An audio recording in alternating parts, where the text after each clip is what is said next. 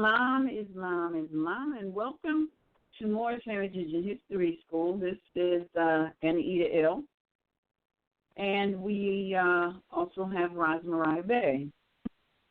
Islam, peace and love. Islam. This is the week when we, instead of having our physical broadcast, instead of having a physical class near Harlem at the National Theater, we do the class over the Blog Talk so that we can still share information with the family because the theater is undergoing some construction. And so because of that, we have, we're only there physically for the second and the third week of the month. And if there's 5 Wednesdays in the month, we'll be there for a 4th Wednesday. But this month, we were there for the second and the third Wednesday of the month. And so today is the 4th Wednesday of the month. So we're doing this, we're broadcasting via the Blog Talk so we can still continue to share information with the family. Islam? I said exactly. Again? I said exactly. Islam, yeah. Yes.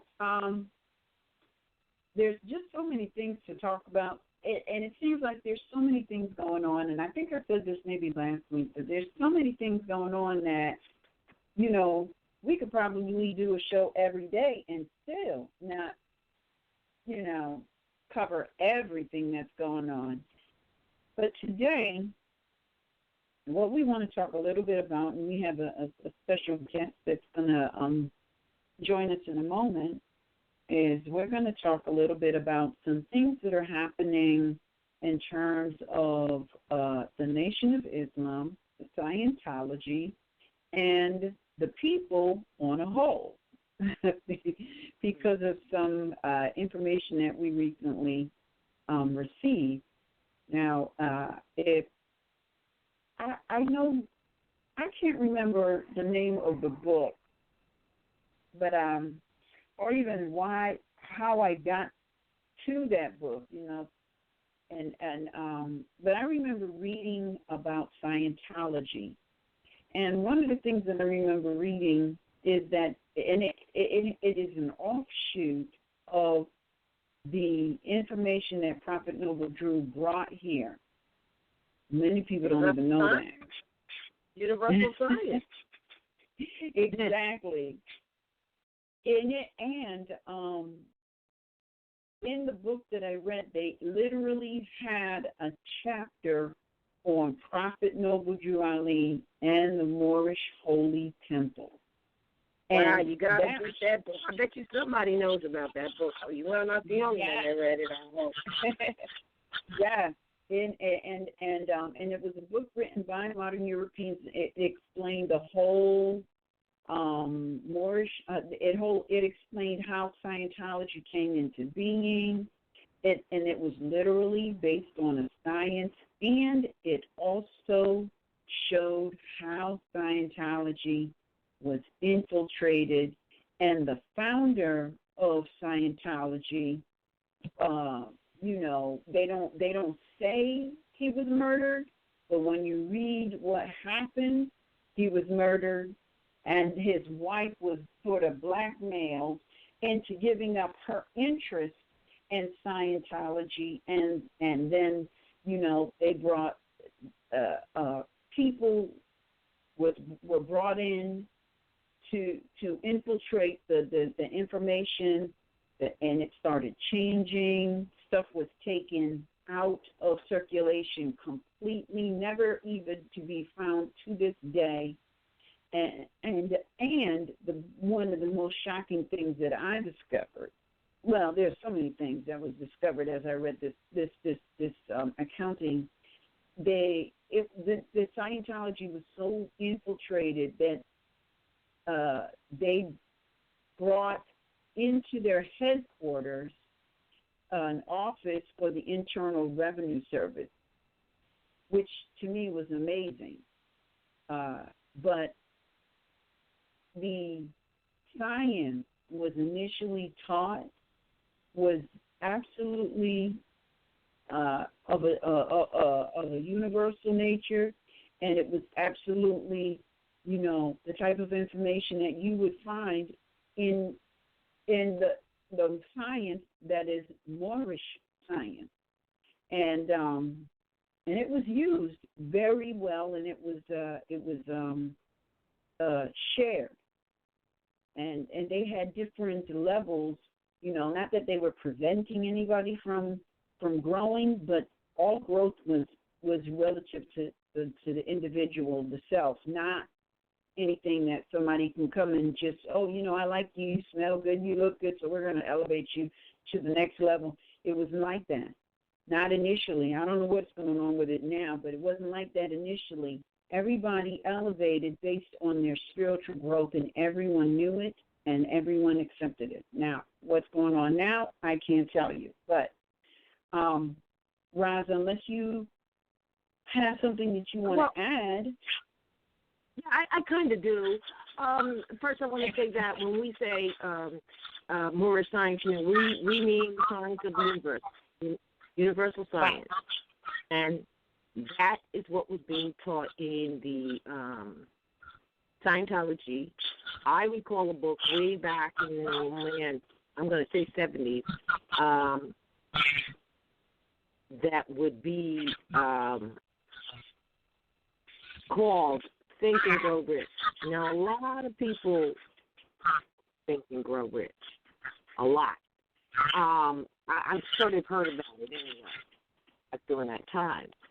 So, as you're saying, you had a little bit more information about, some other books that you had read. But the thing is this, and that's kind of like what we're discussing today. The Nation of Islam, from my understanding, I know that the brother, I think, is going to put some more information on that. Am I echoing, or is that just me? No, you're not echoing. Okay, that's nice. All right then. Okay, so again, let's be clear. We're talking about the science of the universe, which is Unai, which means one, which is simply the science. And of course, if you're Moorish conscious, people will say, "Oh, that's Moorish science." That's how they tag it. Now, but it's actually the science of the universe for all. The intent of, you'll have some people who say, well, Ron Hubbard was a racist, or what they call a racist, or he didn't like so-called black folk. That's not even a point. It's not even a matter of any of that. He was using the universal science for achievement, such as Think and Grow Rich being one of his books, and there was a few others. He had a whole teaching session about that. How they may have infiltrated it is no different than how they infiltrate many things. Now, the point we're making today is the Nation of Islam is telling their members to, and they are intending to join up with Scientology, because Scientology cannot seem to get the quote-unquote black people interested. Now, I'm going to tell you right now, if that be fact as it is, if that's the thought, this only proves to people that the Nation of Islam is not talking about nationhood. There's no way they could be talking about nationhood, because what they are talking about is club and membership. For real, for real. Yep. What bothers me the most is that our people, no matter what their condition is in, or they find themselves in right now, spiritually and otherwise, they will do anything and everything except honor their own mothers and fathers and come back home to their own political, social standing and be who they actually are. Yet they claim they are the Aboriginal indigenous people of the entire planet. They will do everything. So, if you have a quote-unquote leader that will lead you down such a road, you must be clear. That's not nation building. I don't care whether they call themselves nation or whatever, because how are you going to join up with Europeans just because this modern or anything, anything, just because they can't get the attention of the folks? Like, really? Farrakhan definitely knows what the real deal is. Why not take those efforts? Absolutely. And I mean, absolutely. So you're going to, now I don't admit to you, nobody likes Negroes. Nobody likes colored people, and nobody likes black people. I do get that. I do get that. However, the point is that be honest. What would have been more wise to do is say or show, this is for Farrakhan now, and all his ministers and representatives of the so-called Nation of Islam, which is originally founded as the Temple of Islam in 1930s, early 30s, right after the infiltration of Prophet Noble Jawari's mission. Now, it would have been to show his people, I'm talking about Farrakhan, who's in as members of the Nation of Islam, quote unquote, show the similarities and show where they're dealing with the science. That would have been what to do, and then tell the whole world that. Farrakhan, tell the whole world that. You talk about everything else like that, but you're going to take your members. So something's going on there, and to me, it's just showing all of you who have been a party to that group, the Corporate Nation of Islam, that this is about membership to you, and definitely those who have been a member of it need to recognize that. Because I always say, it doesn't matter if you want to join a club, an association, be a member of Scientology or anything else. The point is enter as who you are. And if you should decide to exit as who you are. What it's showing is people do not study, they do not read, they're not, I won't say they won't read because many people do, they're not conscious of their own existence, period. They're just easy to be led around. That's it, and that's all. They're not looking either for the remedies that they say they're looking for regarding justice, because we all know that remedy is to enforce the American National Constitution. That is the remedy collectively. If everyone did that, including all the members of the Nation of Islam, listen, this thing would be over. And Farrakhan, with the notoriety of President that he does have, he ought to be doing that before he's talking about, oh, yeah, members, why don't you join Scientology? No, something's wrong with your sister's shit. But, however, it's still these times when all things are unveiled. So there's nothing to be emotional about, nothing to be upset about. It's just to look at the unveiling that is happening before your eyes. That's all I have to say about it. Islam. Islam. All right, well, we might as well just open up the line so we can hear from Brother Amexem.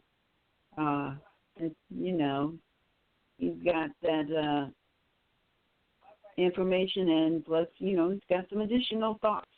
Islam, Brother Amexem, you there? Islam. It's Brother RVBey. Islam. Yes, mothers. And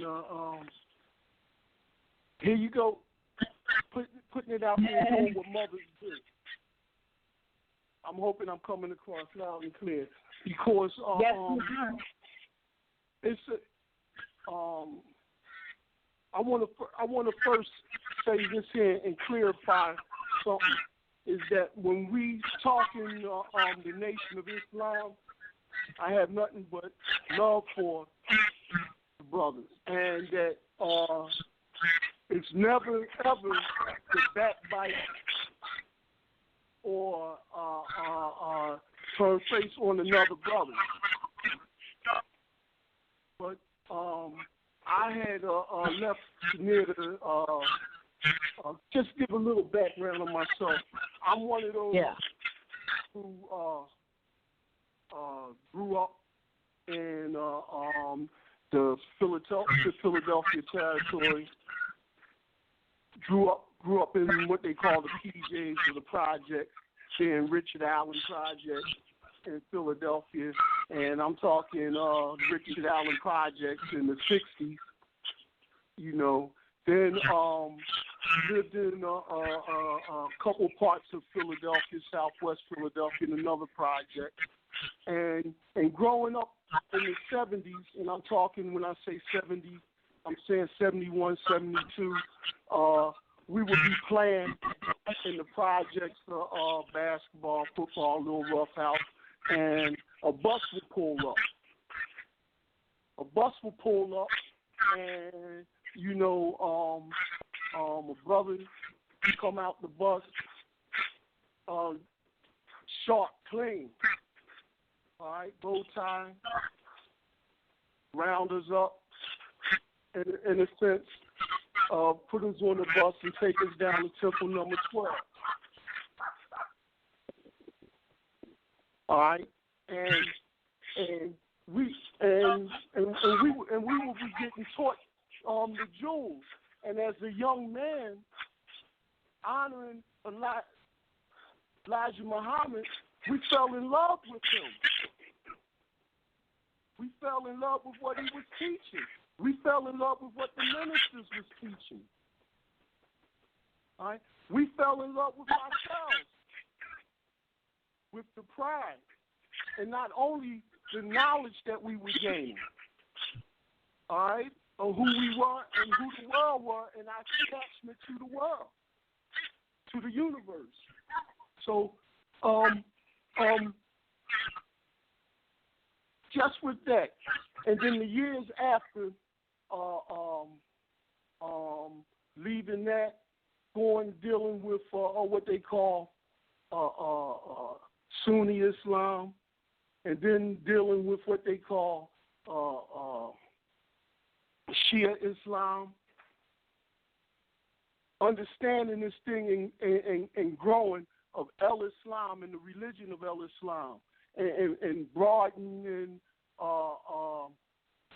your understanding and expanding your breadth with the knowledge. All right. So then a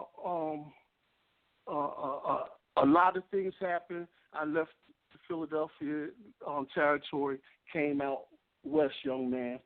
All right. But there's a lot in between that story. But I just wanted to give that little brief and say those things before I go in, because and I had a lot of brothers, a lot of friends back that way, what I called associated friends.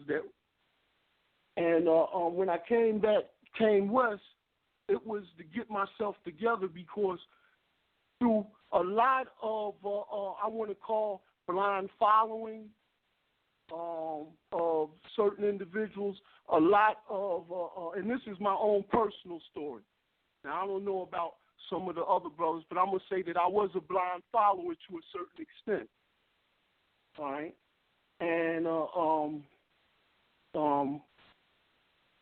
for years of, and I want to say going in and out of different phases and growing and unfolding, in and out of different trick bags. I came out west, like I was on the show last night. I had this epiphany I became aware really deeply and truly and spiritually of who I am, that it was somebody there, and I needed to have a relationship with that person or with that divine spirit that I found within myself, because before then I never had a relationship with myself. And this is the best way that I can explain it. I never had a relationship with myself to get to know who I was really, divinely and spiritually. And I started having a relationship with myself. And as a result of that, I broke a lot of ties with people that I grew. I'm getting some feedback.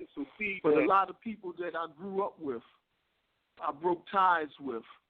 And because I was on my own journey, and it was a journey that I realized that I had to take by myself. And it was a terrifying journey because it was some things I found out that I didn't like about myself. All right? So I just want to stop there, just giving that little background. All right? A brother. Well, can I answer a question? How many years before you do that? How many years were you in the Nation of Islam throughout all the different forms? How many altogether? Going through all the different forms of the Nation of Islam, Sunni Islam, and we talking since 75. Wow. Okay. Ooh. That's 25, 35, 40 years. All right, brother. So we are all right. Go ahead. Just wanted to be clear with that. Okay. And so a brother sends me an email because I since I remember Elijah Muhammad talking about the boob tube, the idiot tube, the TV. So I really started in that search and finding myself leaving the TV, leaving a lot of these new things along, the YouTubes and the Twitter and those things. I said, okay, let me leave these things alone. All right, so a brother sends me a email with a YouTube video, and it was Farrakhan sold out the Nation of Islam for $2.3 million to Scientology. What? There was a so-called dollar amount to this? Oh shoot! We didn't know that. Go ahead, bring it. Go ahead. Right. And listen, this was news to me, and I'm telling you where I got it from because this isn't something I'm making up or something that I'm speaking about against or anything, but this is what I've seen, you know. And it was put on YouTube by what it was called the Real Black Atheist. The Real Black what? Anyone out there listening to the broadcast, and this is a reference point, this was the reference where it came from. All right, Farrakhan sold out the NOI for $2.3 million to Scientology. Oh, right? My goodness. So I'm listening to the broadcast, and I'm saying, wow, the brother that was speaking is making sense of some of the things that he was saying about the minister being sick and stuff like that. I'm like, wow, I heard this some time ago, all right? So I listened to the video, and I put it out there. That's where it's at. People can go and get it and see it for themselves. Now, I'm one of those persons that when I become suspicious of something that somebody brings to me, then you got a problem because, see, I'm going to go in on it a little bit. So now I'm saying, okay, I'm on this YouTube anyway, so I look, and then I come across this other YouTube thing says Baba Dick Gregory on the Minister Louis Farrakhan and Scientology, 3/23/2014. So I seen that, and I'm saying, wow, this been going on for a little while now. So I listened to that. Now, in that, Dick Gregory is putting a call out to Farrakhan saying that he should give people or black people an explanation. Now, Dick Gregory not Muslim. And I'm saying this, when I first heard it, I said, hold up, he's not Muslim, and he asking the minister to give some type of explanation. And so then he went further in it to explain why. He said that he knew Elijah Muhammad, the Honorable Elijah Muhammad. All right. And this is and I'm going to give the reference before I go on. It says, Baba Dick Gregory on Minister Louis Farrakhan and Scientology, 3/23/2014 on We All Be TV. That's who posted it on there. We, WEALLBDE TV. All right? And he goes in there explaining why he's asking the minister to give an explanation to black, and this was 2014, because he brought the example that his grandmother now, and we know Gregory is up in age, his grandmother now, when she heard the Honorable Elijah Muhammad speaking, and all the brothers from the Nation of Islam, the ministers, Malcolm and Farrakhan, speaking, he said she was a pork-eating Christian. You had to pry the pork from her. She gave up pork. As a result, that's the type of influence he was putting out there, that the Nation of Islam and the words that they were speaking had on black people. He gave further example of when the minister put a call out for a 1 million man march. It wasn't the whole million people. He said 800 and something thousand, but they weren't all confessed to be Muslims that was there. They were all black men throughout the nation that was there, because Farrakhan had that type of power, that type of knowledge, and was able to put that word out, and he was highly respected and reverenced, that these people showed up. And I'm listening to that, and I'm saying, wow, he's making a good point. He's making a heck of a point here. All right? So when I went back to visit in my mind what I heard on that first video where the brother was saying, one of the things he said is, then why would the Scientology church want the Nation of Islam or want the minister involved there? And he goes on to say, because the church was having a problem expanding their audience into the black community, and then that would be an inroads into the black community.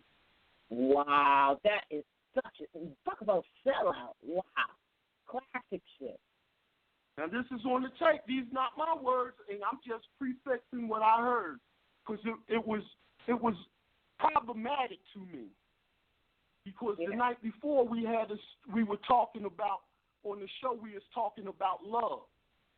And one of the points I wanted to make about love is that people, when they hear the word love, they think it's this hunky-dory, beautiful story, these feelings of authority, you know. But love has a two-edged sword, because love can be cruel and ratchet when it comes to you. Love don't love no one. Love is not right. When know? You find it, if so, you find it, you will find it by yourself. You're right. But you'll find it at its best. You'll find it at its best no matter when and where. You're right. You're right. That's right. And love is like the truth. Love will exist. It's like self-determination. Love will exist. And so in its existence, then, you know, you can have a broken heart where you won't eat for days. You might don't bathe. You might don't do nothing. Love can be that cruel. And on the other end of that, love, truth, peace, freedom, and justice swings with a double-edged sword, because justice can be remedy for one and cut the head off of the one that justice was remedy against. The sword of justice, that's right. If it comes down and cuts you, it's meant for you. If it cuts me, it's meant for me. You're actually correct. I remember somebody told me that a long time ago, and I got it now. For the love that I had for Elijah Muhammad and what was taught me, it was love. It was those mixed emotions of that love with that double-edged sword there, saying, wow, it's tearing me apart. You know? And so I was like, whoa. So I went back to that, and it's been, when Dick Gregory was saying, when the brother was saying that he was given a certain amount of money. Wow. For each person that comes into Scientology, then some more money is given on the back end. Now, I don't know I don't know the story about Scientology, those things. I wasn't aware. I mean, I always heard of Scientology and those things. You know, when I went into a certain levels of Islam, you know, a lot of brothers would think that it was taboo to talk about the moon and the stars, and to another brother when I was overseas, and a brother gave me the story about the Rasulullah when he went into the cave, and he was, and the angel Jibril came to him and told him to read, Iqris, read, and the prophet he wasn't able to read at that time. All right, and so what was he telling him to read? To go out and read the universe, to read the stars, to read these things of this matter. All right, and so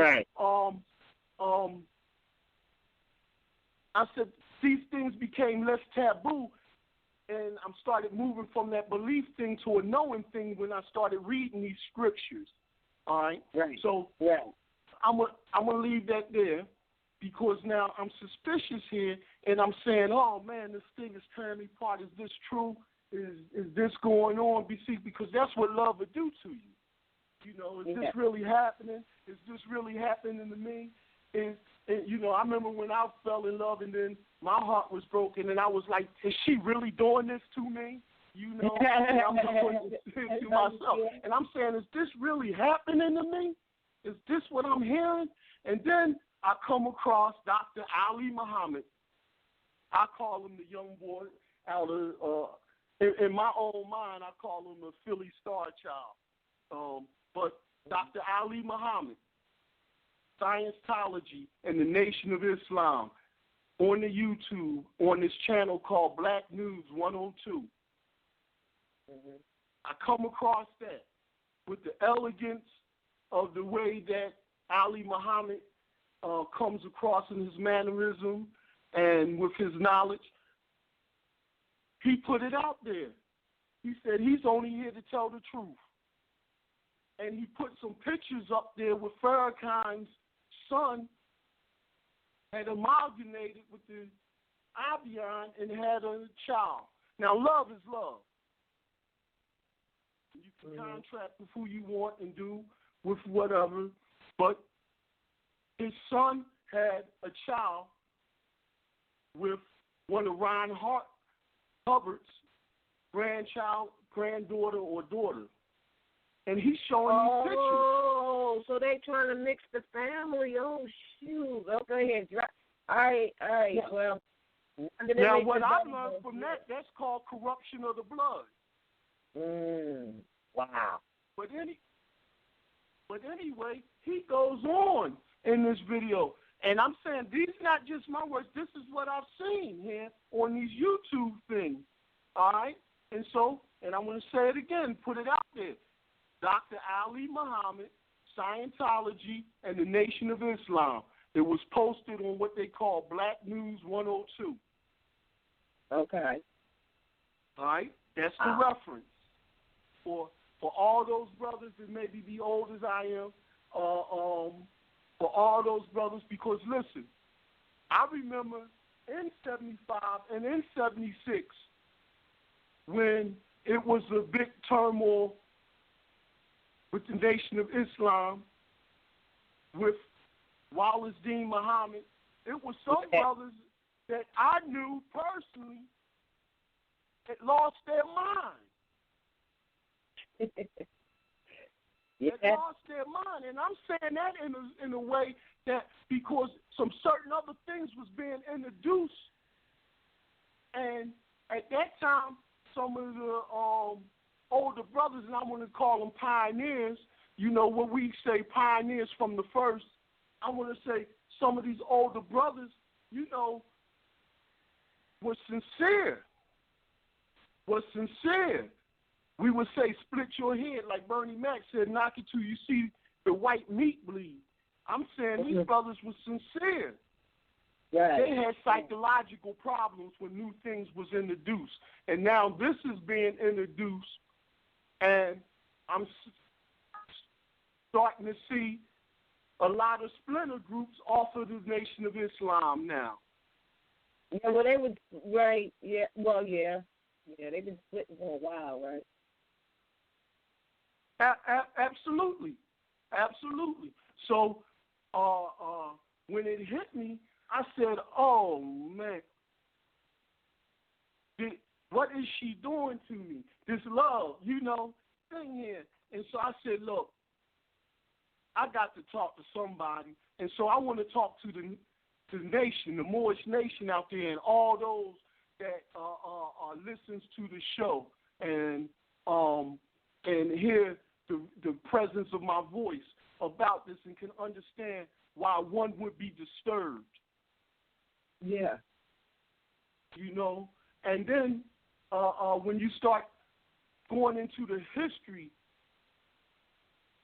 of the Moorish science,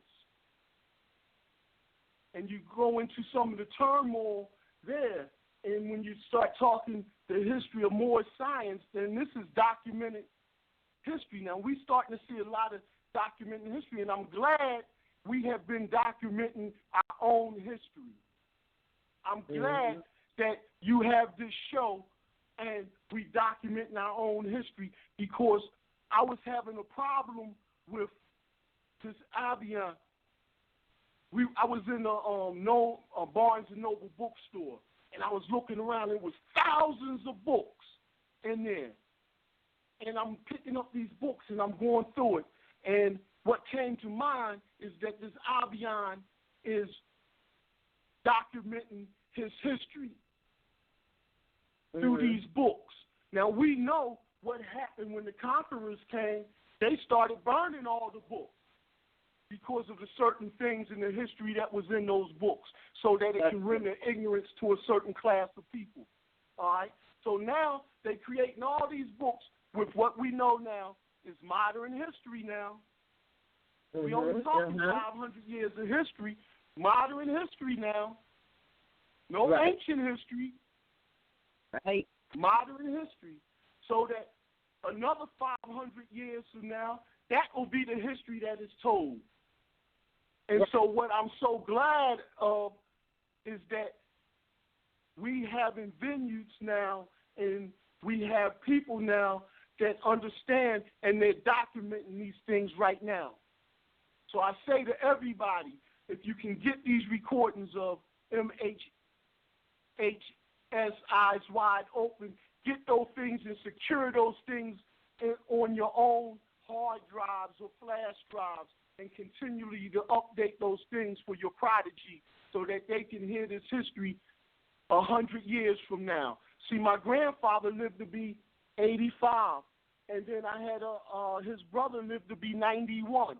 All right? And so if we do these things now and give them to our children, and they live to be 91 years old, and they have this history that they can give to their children, we talking about, see, it's not far-fetched that they will be hearing what these documented history and these recordings that's being done now. So that's what's so vital and what's so important about these things. But I don't mean to get off point here, because I get emotional about these things, because the way this here thing hit me when I started seeing it, and then started going down that rabbit hole, and then started finding these things on YouTube, where also while Ali Muhammad talked about the picture of Ron Hubbard hanging up in the university there in Chicago in the school. He made a statement that that should be a picture of Marcus Garvey. Or I would say that should be a picture of Noble Drew Ali. Let's get real. I know. Wow. And so, it's a big twist, and this is all in the air. And it's not a thing that should be hush-hush and sit down. And as Dick Gregory was saying, that was in 2014, Farrakhan, give the people an explanation. Now, I haven't found no true and pure explanation yet, not saying that it isn't one out there or that he didn't put one out there, but it was a lot of work done before Farrakhan took the mantle. There was a lot of work done. And for it to be undone in such a manner, It's troublesome. But we know divine law governs all events. And I would say out there to a lot of brothers and sisters that's out there wondering, I would say, this is just me talking personally now, that's out there wondering and feel bewildered, maybe feel betrayed or whatnot. Come on home. Come on home. You are a Moor. Come on home. But these explanations about Moor being black and meaning black, and these things, like I often heard Todd says, listen, we got to get up where we fell down at. That's correct. And, another YouTube I seen when I was going in on this here was a brother Small, which who knows also.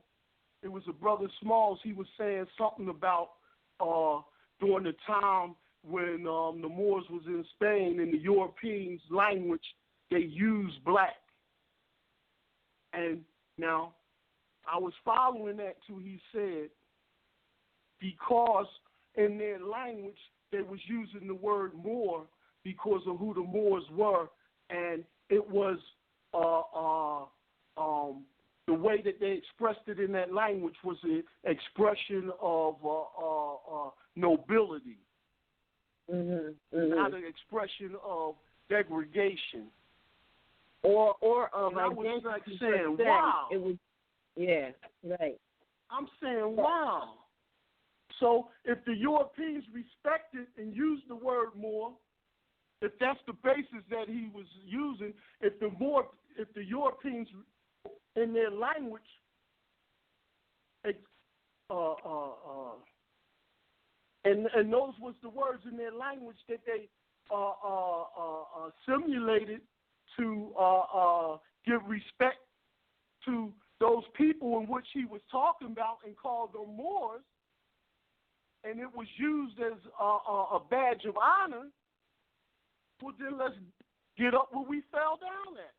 That was just from that perspective. Are you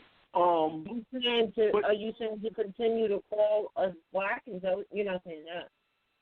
No, I'm not saying that at all. I'm saying that we're Moors. Exactly. Let's get up where we fall down. So if we fell down as Moors, let's get up as Moors. Well, absolutely. And that's a very good point because, yes, Tajik told me that before, too, that you got to get up where you fell down.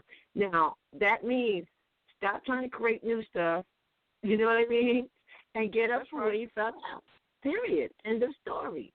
But I find, I want you to continue with what you're saying, but I find it so interesting that we want to do everything else except for honor our own mothers and fathers by principles and deeds and actions, the ancient, because we're ancient, we're Aboriginal indigenous.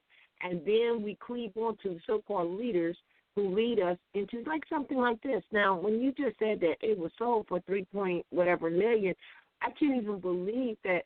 That's like, did he sell the name of the Nation of Islam? I mean, can he really sell the membership too? Maybe so. If it's a club, of course.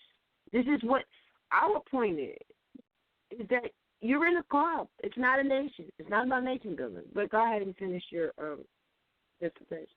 Okay, so what I wanted to come to with that, and it was using Dick Gregory's point that about this explanation, and that what the Nation of Islam represented for a lot of quote unquote Moors, and I want to say unconscious Moors because I want to stop using black people.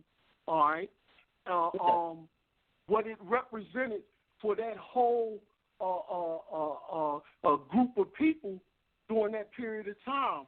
All right, that when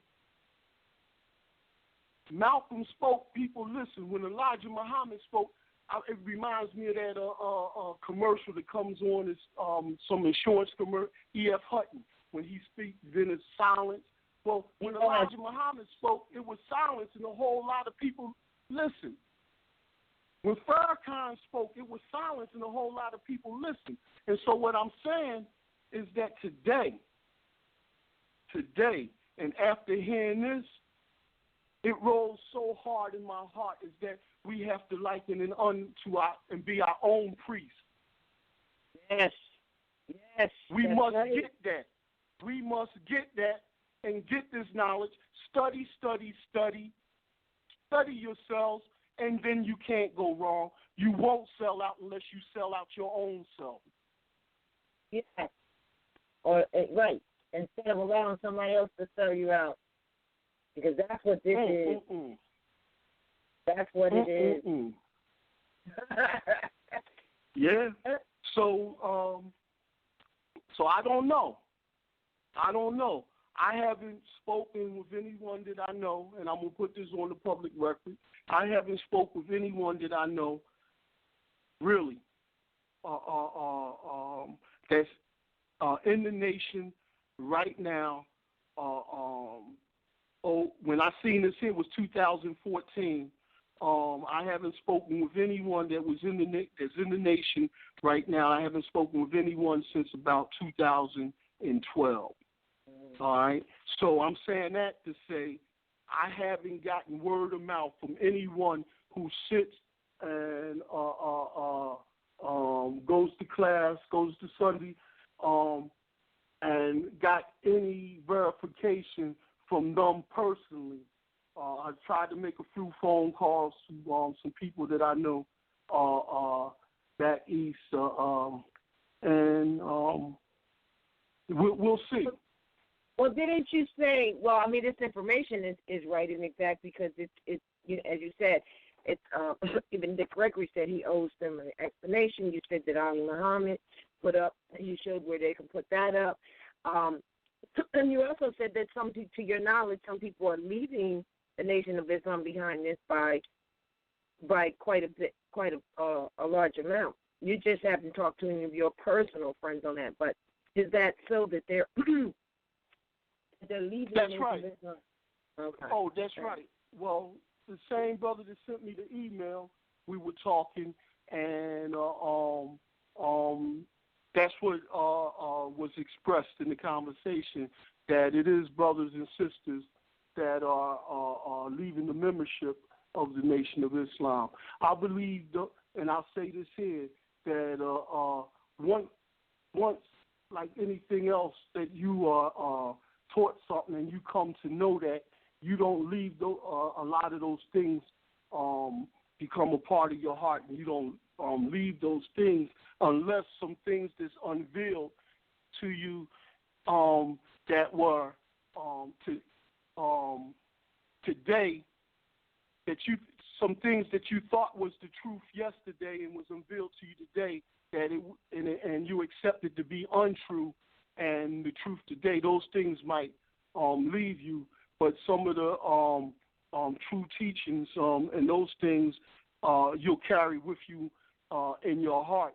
And I'm saying that and how we was expressing. But some people are physically, brothers and sisters, is stepping away with their membership. And we even talked about another brother that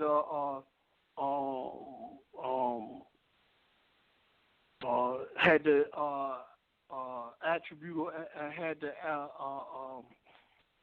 Muhammad on his name, and he took Muhammad off his name, and I was like, wow, not that brother, that brother.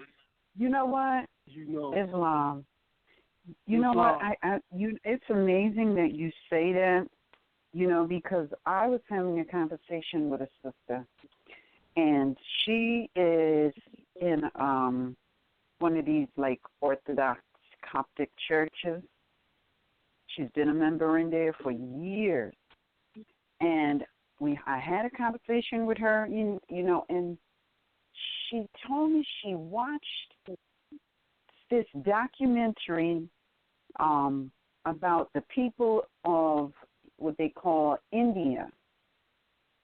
And she told me how this religion called Hindustan was a religion that was made up by some modern Europeans. And they are the ones that came in and established this caste system that forced the Aboriginal indigenous people of the land they call India out, those people are classified as untouchable. And she told me how even if they come to the Americas and become wealthy and go back, they're still classified as untouchables. So it's like it's a status they can never get out of. As a result of finding this out, it made her start looking at this religion she's been a part of. And now she's asking questions because she's wondering if this religion she's been a part of, is also some made-up religion by some modern Europeans who were oppressing the Aboriginal indigenous people. So it's interesting that the Nation of Islam is having this problem, as well as people in, like, Catholic, Coptic, Orthodox religions. It's really something that is in the air and going on right now everywhere. Everybody is taking a look at this religion that they have been a part of for years faithfully, and they're finding out that they're coming up short. And on top of that, they're wondering how they could have missed it all this time.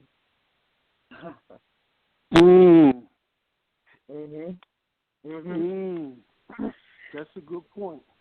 It's lack of study. Lack of study. I'm going to say it one more time, lack of study. Well, I'm not I think that it could more be, it's like we're so in the age of information right now.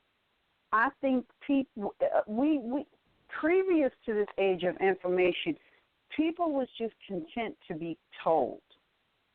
They didn't, and so for, to a certain degree, what you're saying, it is correct, lack of study, because they were content to have somebody tell them. Now, they got a little piece of information somehow, somewhere, and now they're looking at other things independently, and they're finding some troubling information.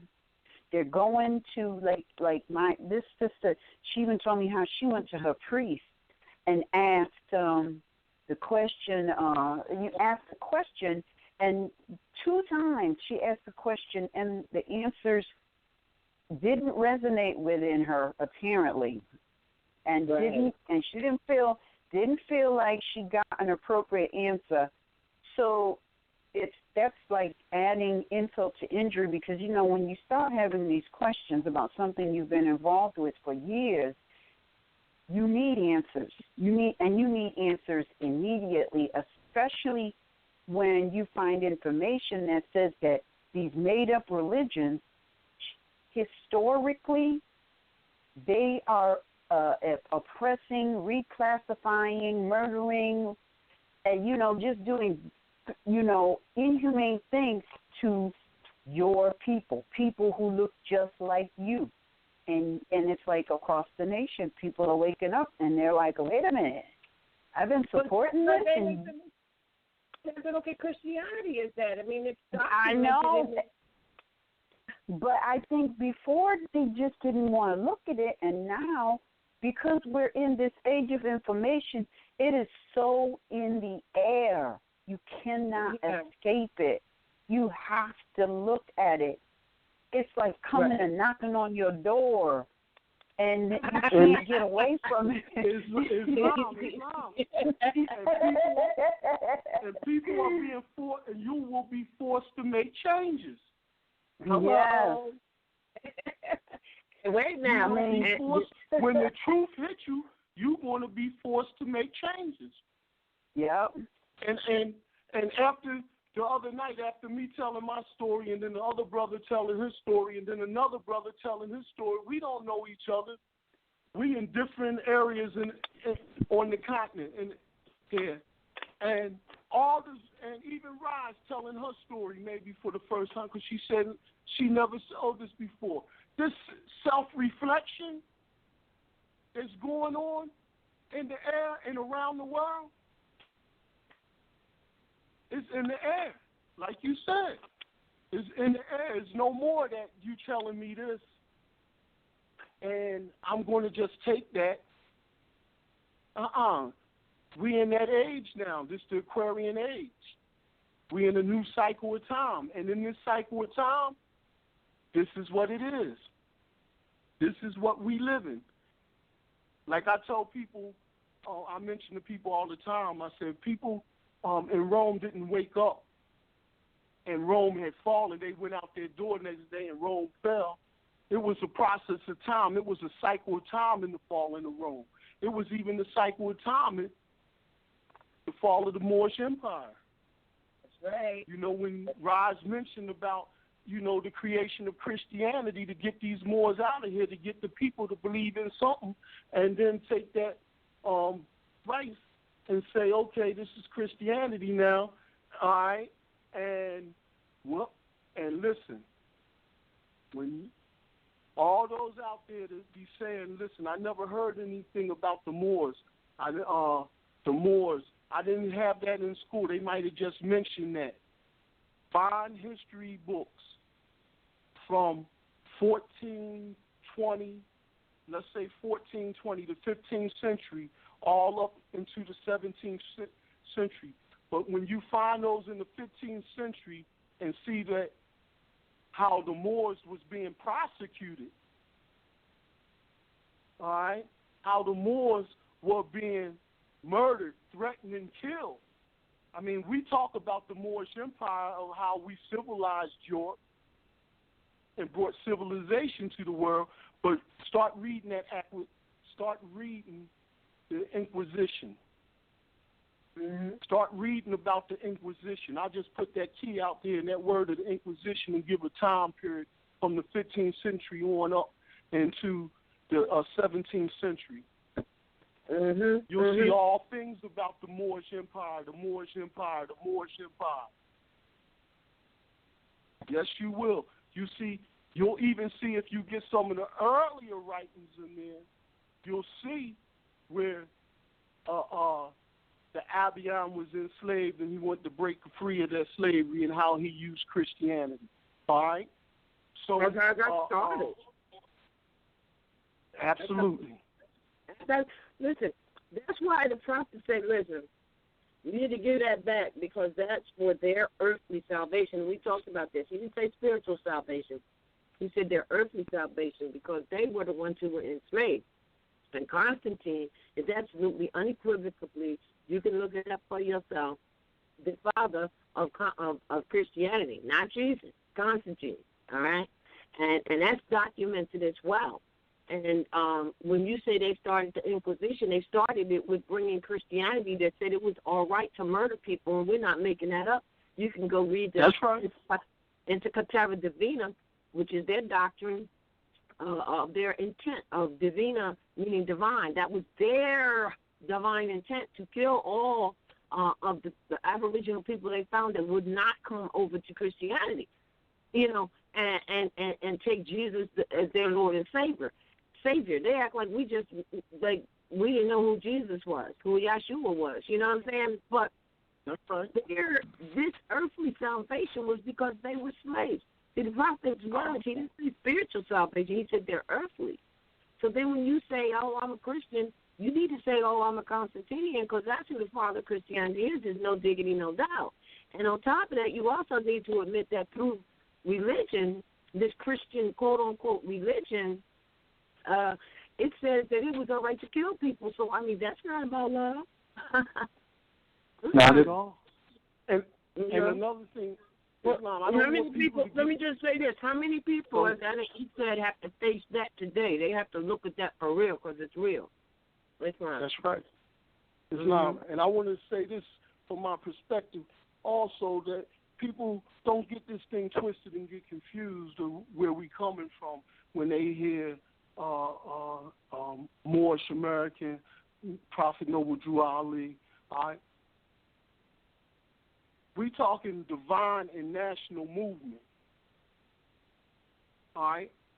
So when we talking about we are talking about Christianity, and Annie Eve brought up the Catholics and the Hindustan and their religion, and we are mentioning the words religion and stuff, if you can understand dogma, but we did mention that. But we coming from a perspective of divine and national movement. We're not coming from a strictly perspective of a religion, for say, all right? Because, and I want to say that because when I talk to some people, you know, they go right in on what they heard from some people on the Moor Science Temple and what they teach in there, and some of that is like church and things like that. All right. So what we're talking and the knowledge of, and when I'm saying brothers and sisters, come on home, understand the divine and national movement, and understand what that movement is doing and what that movement is teaching and what that movement is putting out into the world for you to understand. No one is trying to convert nobody or nothing of that nature.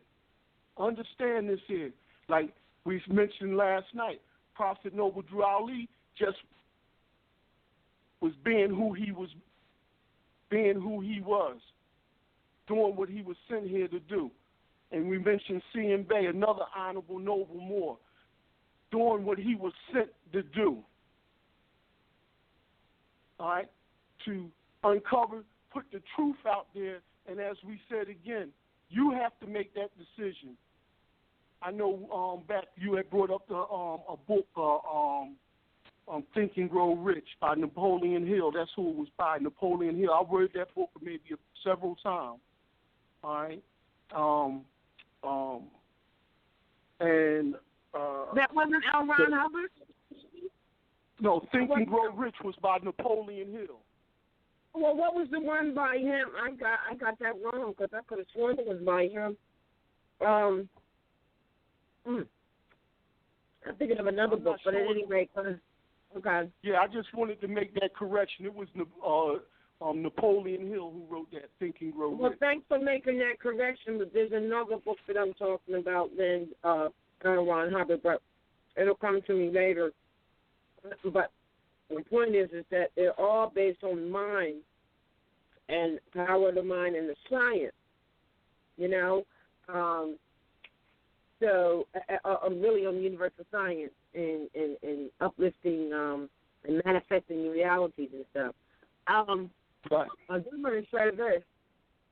When you said, see, as soon as you start telling people about this national information, the first thing they ask you is, well, what religion is that? And that's because they're conditioned. Yeah, they're conditioned. They're conditioned with that. Mm-hmm. And we have to make that correction so that you can understand what's going on here. Because a lot of people has been conditioned with that when these things come. And really, it's a condition for centuries because if you look at it, it was the Baptist church or the Methodist church that was bringing in the messages to a lot of the enslaved Moors and the enslaved people at that time. It was people doing it through the church, you know, and so people became accustomed. So when they hear this thing and it's dealing with their spirituality and it's dealing with their customs and things, you know, they attached that religion to them. Unfortunately, it became dogma, but it was coming to them through the church. So when people hear that, they have that tendency to, when you bringing it to them, is attach religion to what you're bringing. Right. You know, that's how my perspective of that. Well, see, it's kind of mixed up because the door to religion, the door to freedom in religion swings both ways. So on one hand, they've got you where they only want you to deal with the Christian religion. You know, at the same time, when you have even the Church of Scientology, they're not dealing. They're dealing with science because see, science means sense. And when you're talking about conscience, when you're talking about having a conscience, con meaning with and science meaning sense, you're with sense. And so it's a science of the universe that's for everyone. So now here's where the trickery kind of falls in and the confusion remains with most who don't study. And that is that on one hand, you have a religious freedom, and if you open up your institution or whatever under a religious arm, then you have certain other freedom, you know, because you have the freedom of religion in the Constitution, of course, and there's no religious test. But yet there's no religious test, but they want to shove the Christianity down your throat. So now as soon as someone else, as soon as someone else creates a quote-unquote religious arm, and that arm does not teach Christianity but, in fact, science of the universe, now they can also rebut it or rebuke it or try to act like it's some cult or something like that. So it's a very strangely mixed topics, you know? Understood. Yeah. Mm-hmm. But my thing is, why is it that you have somebody that wants to push a certain religion down everybody's throat? Oh, you a good Christian? Uh-huh. And you know what that means? They want you to be that. You know what I'm saying? And they push it and push it and push it. And if you're not that, you know, and here in the books and in the records, including Obama, who affirmed, and including if you go to the expatriation congressional records and stuff, it tells you that this country is not built on Christianity. It's built on Islam. And Obama said it when he went and did his speech in Cairo, Egypt. It's right there in the booklet. We have the booklet on the site. And the whole speech. It's right in there. So it should be clear. Yeah, it should be clear to us what's going on. Mm-hmm. That's right. Mm-hmm. That's right. And so therefore, how I see it's there you come to know that, and as man, you be what you come to know to be. All right? Mm-hmm. So you see the truth, what you going to do? What you going to do about it? Says you on that pendulum now. What are you going to do about it? And when I say you, what are you going to say it again? They're forced to make changes, but remember, it says many will know something's wrong and that they need to do something, but they won't know what to do. Mm-hmm. Mm-hmm. And go look within. So they're going to be forced to make these changes. You know, that's right. They really are. Because we're seeing it now. Oh, we're seeing it big time. We're seeing it now. When like the topic was with the Nation of Islam. Mm-hmm. We're seeing it now. Some brothers and sisters is going to be forced to make changes if they see these things and they see, for instance, when the brother was saying, and I will reiterate again, so that if some people came on the show late or some other people were listening, this is something that was on YouTube. It's not coming from HARLEM. This is something that was on YouTube. But it's validated. Sold out to the Nation of Islam for $2.3 million to Scientology. And the people that posted that was the real black atheists. All right? And so if you go and investigate that.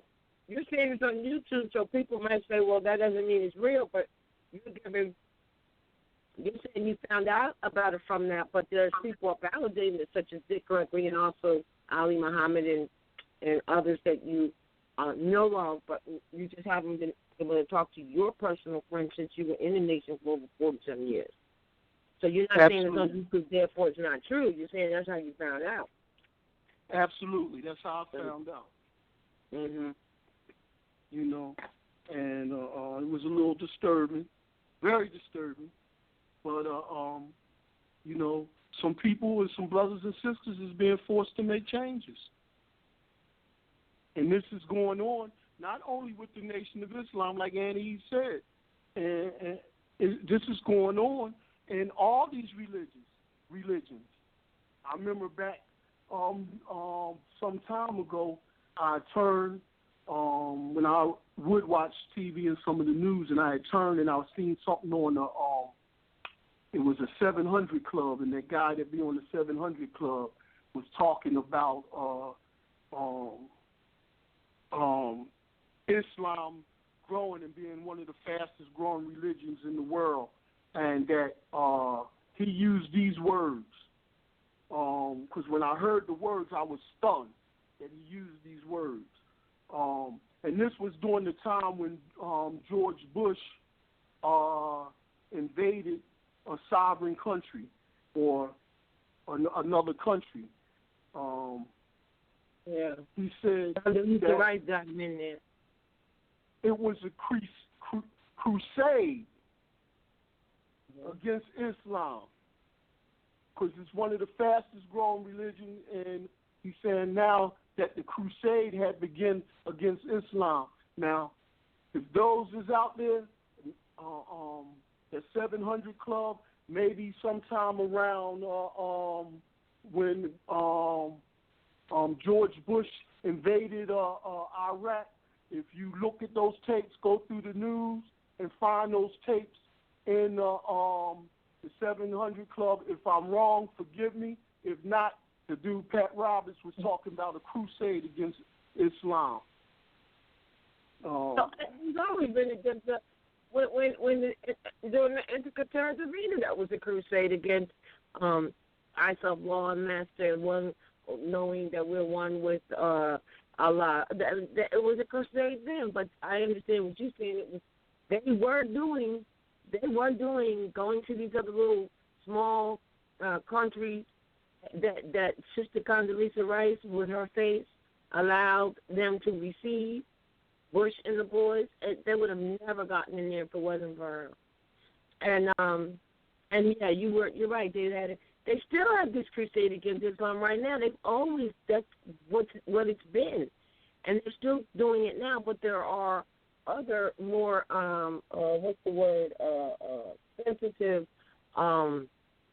sensitivities going on, because you can't just create. See, that they used to be able to do that. You can't just say, oh, the person who blew up the Trade Center was a Muslim or Islamic, so all Islamic people are bad. I mean, that's not going to fly today. I don't care what they do. Oh, absolutely.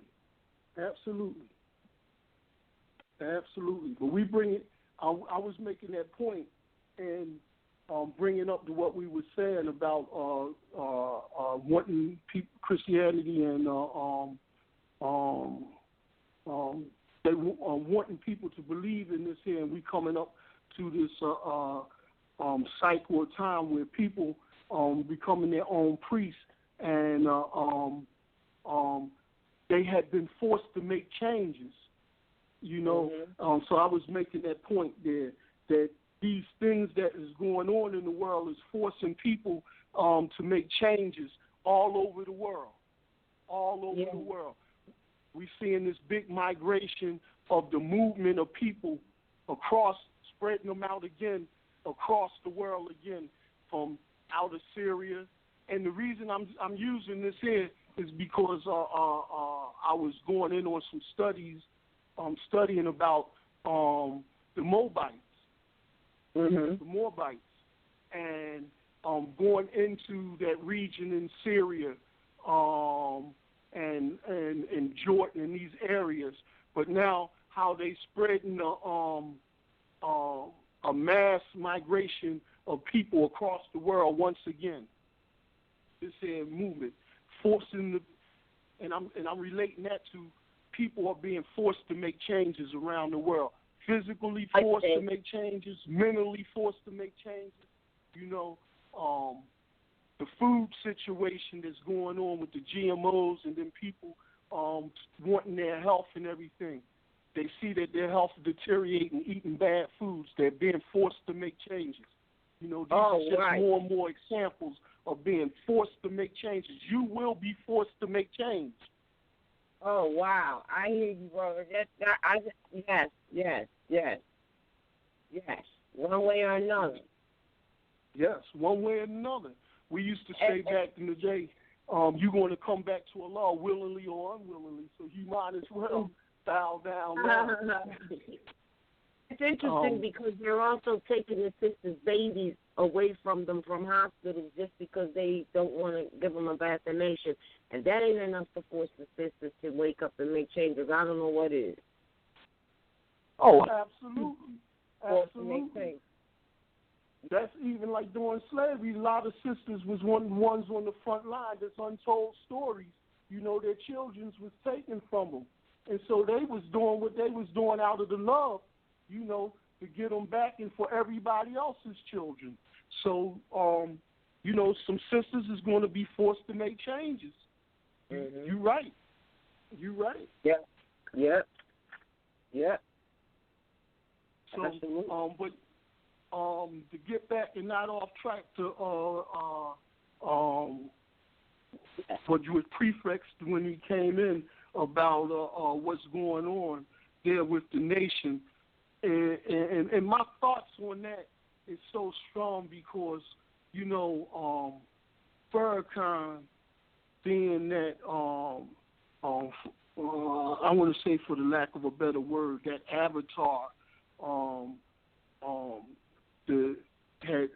who had taken on the, again, a lack for a better word, the so-called lineage, you know, or the leadership of that organization after the Honorable Elijah Muhammad, and to have that type of brothers who, I mean, love him and be willing to, you know, when we talking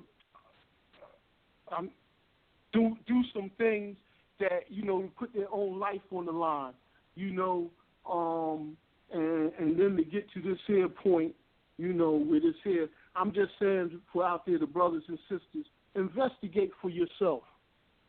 Mm-hmm. Investigate for yourself. Don't just take my word. You know, like you say, man don't know about what he's told. Investigate for your stuff and look at this thing and study this thing. You know, it's really deep. Matter of fact, in that that first Farrakhan sold out the NOI for $2.3 million to Scientology. The brother is talking to somebody from Scientology named Carl. Okay.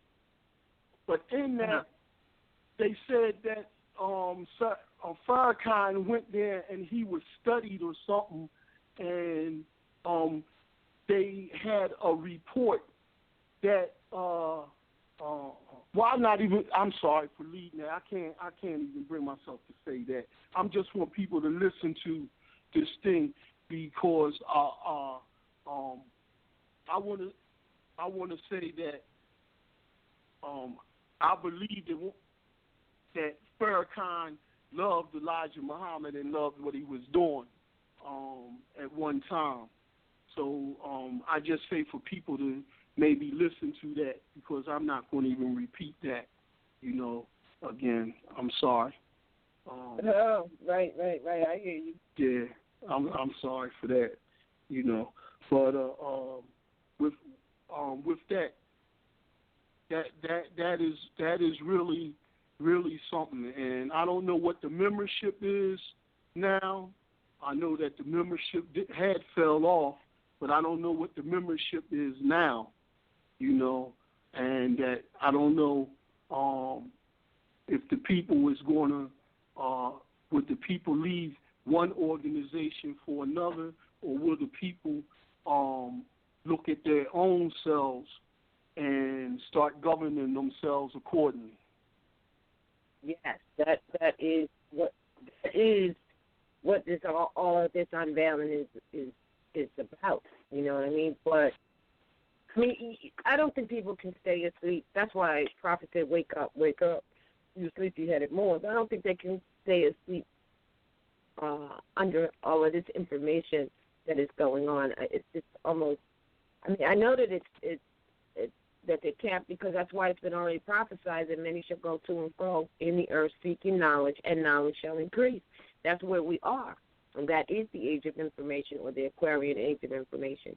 And then, you look at some of the other things that is written, like in the King Alfred, where it says, hey, look, a lot of people are going to recognize that something's wrong, but they're not going to know what to do about it, because they've been so conditioned for so long. And for some, if they don't put on skates and catch up, to know what to do, then, they may be lost in this sauce, And that's why you find a lot of people literally losing their minds to death, because they don't have a foundation of truth with them. You know what I mean? Because like the prophet said, I want you to know the truth and the divine truth. Because we could say anything, such and such happened yesterday. Well, that's true, but the divine truth is the fundamental support for everything that you do see and that you do experience. So that's why he said you don't just need to know the truth, you need to know the divine truth as well. Absolutely. Go to the root. The root of it. That's right. That's right. Understood. Understood. I was maybe sharing with you, I wanted to get it again, that I was walking around with the Circle 7 Quran, and I was busy all week, and certain epiphanies hitting me one after another. One was dealing with my blood mother and my father, and epiphany hit me about that. Looking from the perspective now, looking back, and my mother has transformed now, but looking at the perspective of her life and looking back, and now understanding who I am, and looking at my book of life and looking at her book of life, looking at our wills, up into this here point right now, it hit me today when, and for all those who know, they will understand this here. My mother was born in December. She was a Sagittarius, and my father was born in June. He was a Gemini.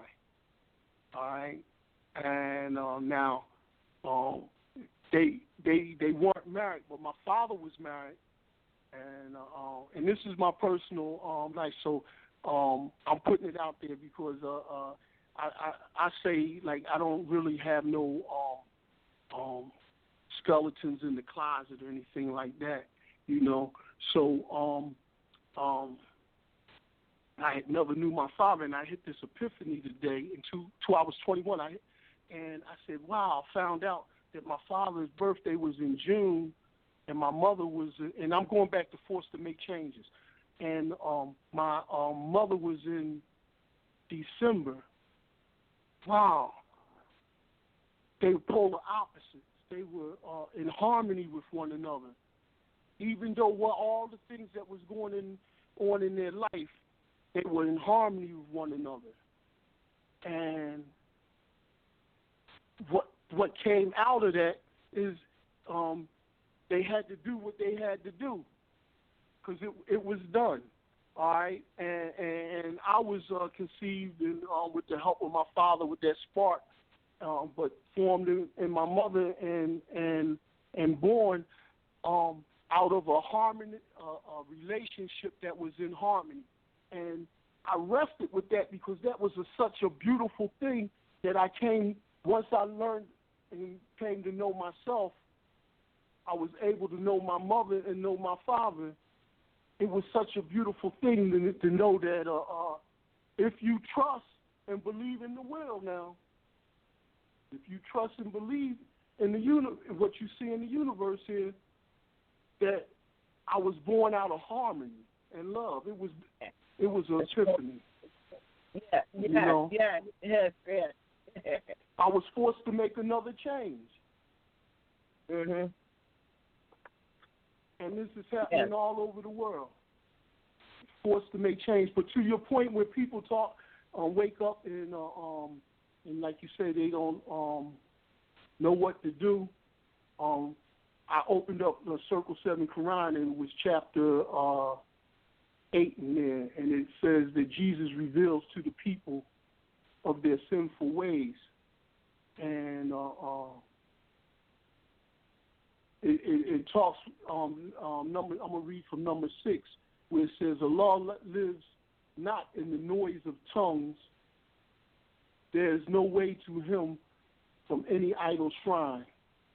Allah's meeting place with man is in the heart. And in a still small voice he speaks, and he who hears is still. And all the people said, teach us to know the Holy One who speaks within the heart, Allah of the still small voice. And Jesus said, the holy breath cannot be seen with mortal eyes, nor can men see the spirits of the Holy One. But in their image, man was made, and he who looks into the face of man looks at the image of Allah who speaks within. And when man honors man, he honors Allah, and what man does for man, he does for Allah. And you must bear in mind that when man harms in thought or word or deed another man, he does a wrong to Allah. You know, and so, you know, when people, you know, don't know what to do, you know, look within and listen to that small voice. Sit still. Right, that's right. Sit still and go within yourself and look and listen to that small voice, and you will get your answer. You will get your answer, because so many people, like you said, is running around saying, oh, I just don't know what to do anymore. I just don't know what to do anymore. Don't put that curse on yourself. That's right. You do know what to do. And I'm going to help you and give you a key to what to do. Sit still and go within yourself and be still and ask yourself. And you'll get the answer. You will get the answer. The God in you will answer you. So you will answer yourself. You will answer yourself. So stop looking outside of yourself when it's within. Absolutely, because for such a long time, even with that dogma of religion, and all the religions, with that dogma, they have people searching outside themselves for their God. They have them searching outside of themselves for everything. For everything. Matter of fact, one of my nephews, he came here to stay with me. He's 13 years old, and he was listening to me read Circle Quran and stuff, and I was studying, and he was saying that somebody told him that whatever you do, just keep saying you're a Christian, right? And then so he said to me, if he believed anything else, you're going to go to hell. So I asked him, I said, well, where's that hell you going to go to? He said, down there. I said, down there where? How deep down there? How deep in the ground down there is you going to find that hell down there? You know, and it's just an example of the things that is accepted and is taught our children, and they come to believe. Remember, we said there's a difference between believing and knowing now, but the things they come to believe. And then I said, okay, so if you stick to what you're sticking with, then what's going to happen? You're going to go to heaven. He said, you're just going to go to heaven. I said, well, where's that heaven? He said, up there. I said, up there where? And we were so happy to be watching this here show where the History Channel was talking about the discovery of Pluto. way out there, and how many months it takes to get to Pluto, how much time it would take to get to Pluto. And I asked him, I said, well, then how far beyond Pluto is that heaven that you're going to go to, and how you're going to travel there? And just asking those questions, he had to stop and be still and think about it for himself. Mm-hmm. You know, because I just asked the question, that's all. Mm-hmm. How far down there and how far up there? I just asked the question. And then I asked the question, what's in you? You know, and so, you know, that was just, really deep perspective there. People don't know what to do, and they finding themselves walking to and fro, don't know what to do, and some giving up and falling in despair over that. So that's why the truth is so very imperative and important to be told. Yeah. You know, it's why. It's why. Because it's going to bring balance to all that. Mm-hmm. It's going to bring balance to all that.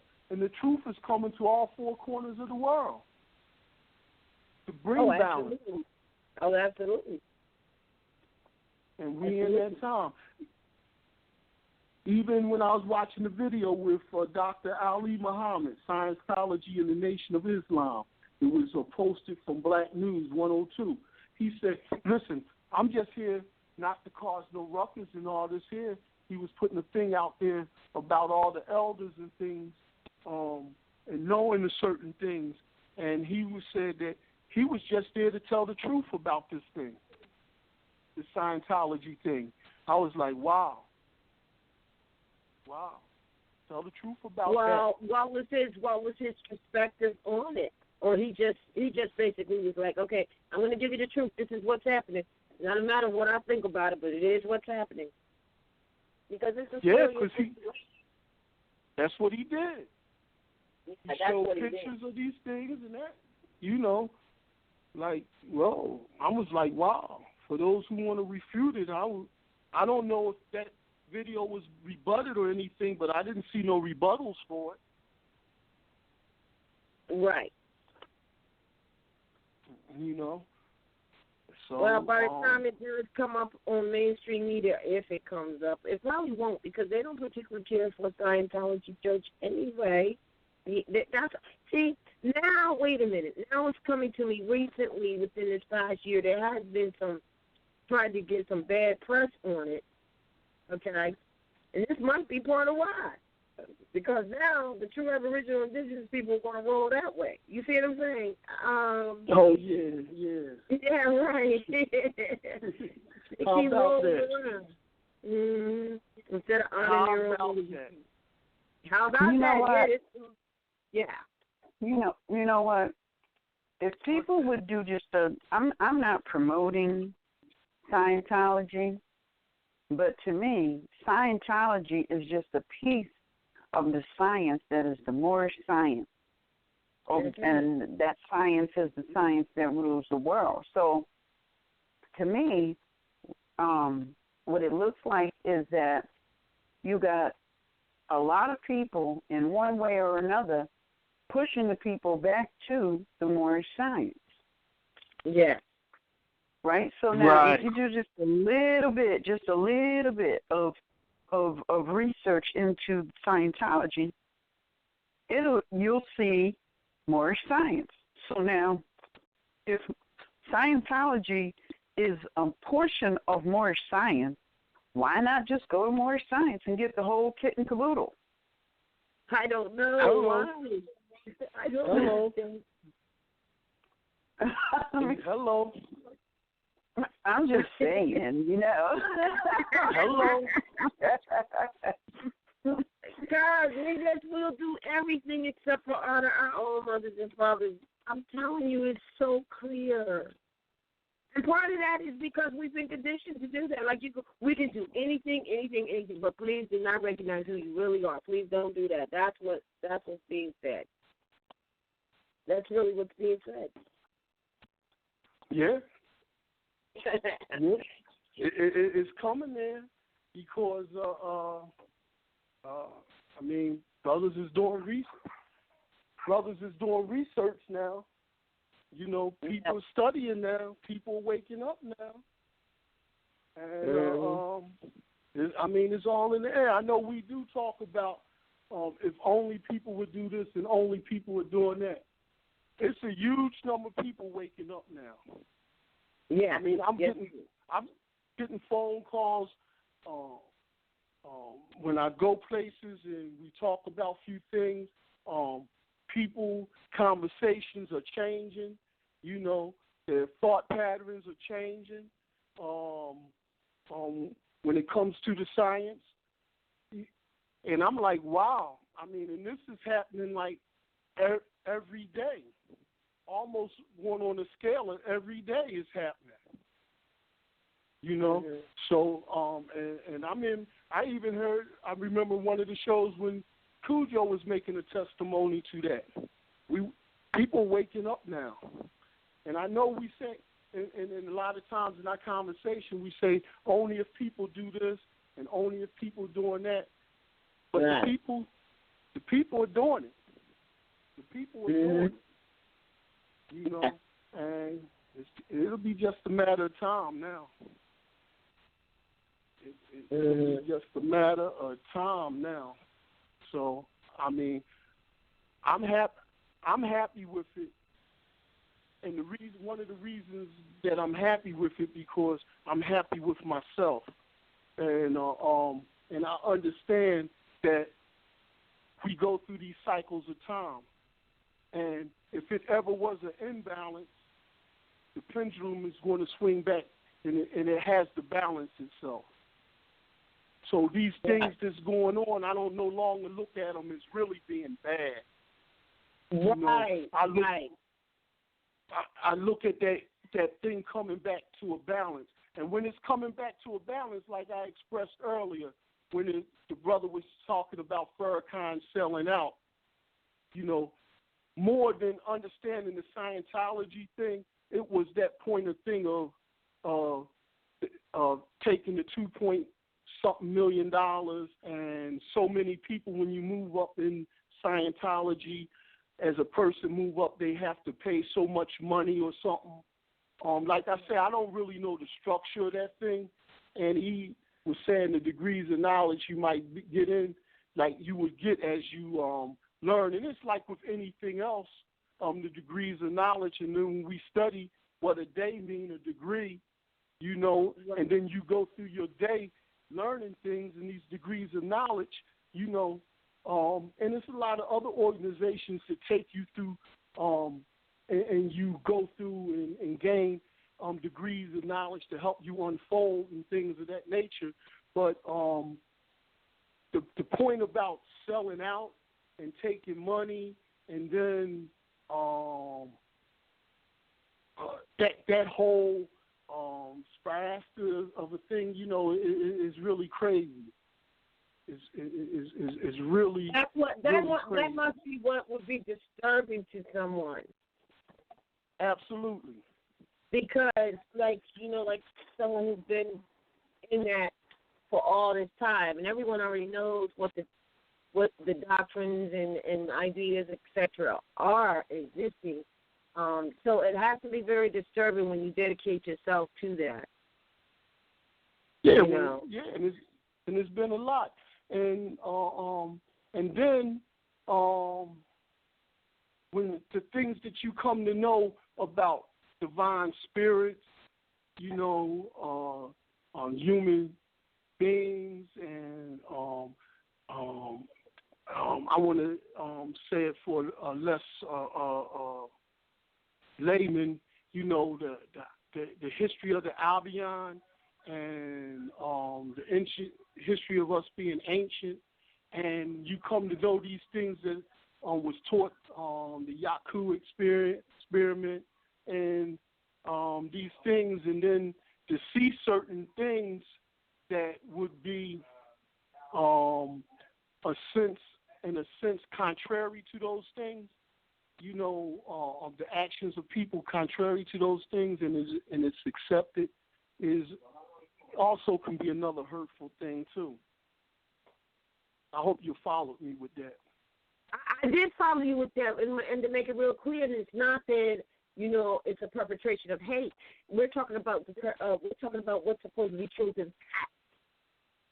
Yes. Yeah. That's Absolutely. what we're talking about. It's supposed to be truth and fact. And that's the part that that's a problem. That's right. And so whether Farrakhan did it for a good reason, where he might have thought, I don't know what he was thinking. I haven't talked to that degree or got anything from that. But it's me to sit and think, why would one do certain things, especially in a position that they have?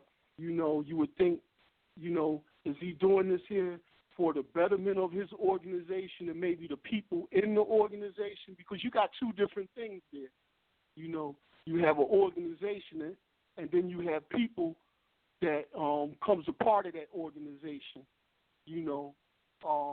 So if it was good for the organization or good for the people, I don't know what his thoughts was.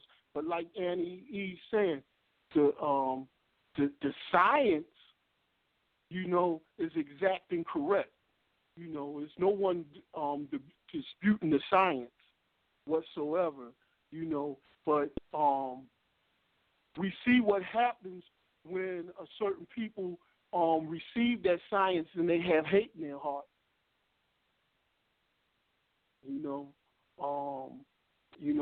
I mean, we as a people that lived on the flip side of that thing.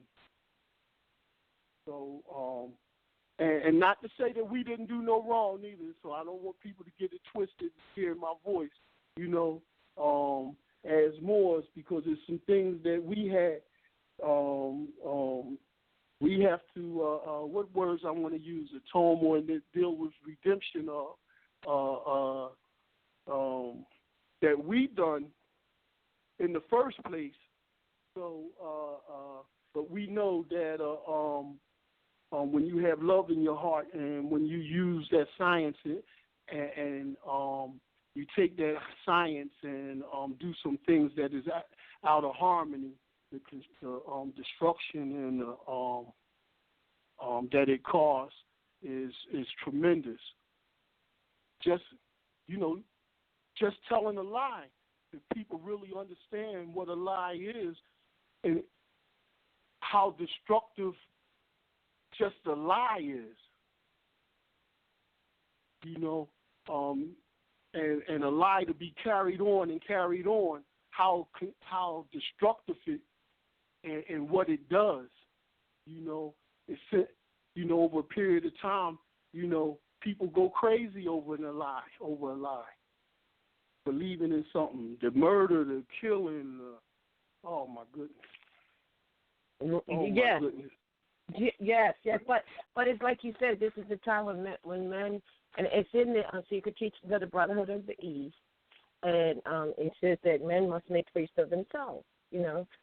Really, this is where and do your own research and get this thing straight. And put the cross the I's and dot the T's. And make sure dot the I's and cross the T's, and see what it really is. Because man, there's too much. There's a lot being said here about this. When you said that the son of Farrakhan married a European daughter of had a child. Child. Excuse me. Yeah.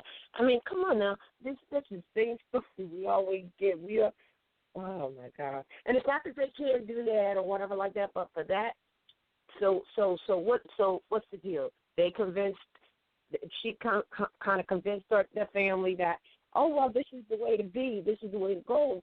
And what was that they was actually convincing them of, because of the fact that it's nothing but the science anyway. It's already existing within right. Within the hold on 1 second. You're breaking up.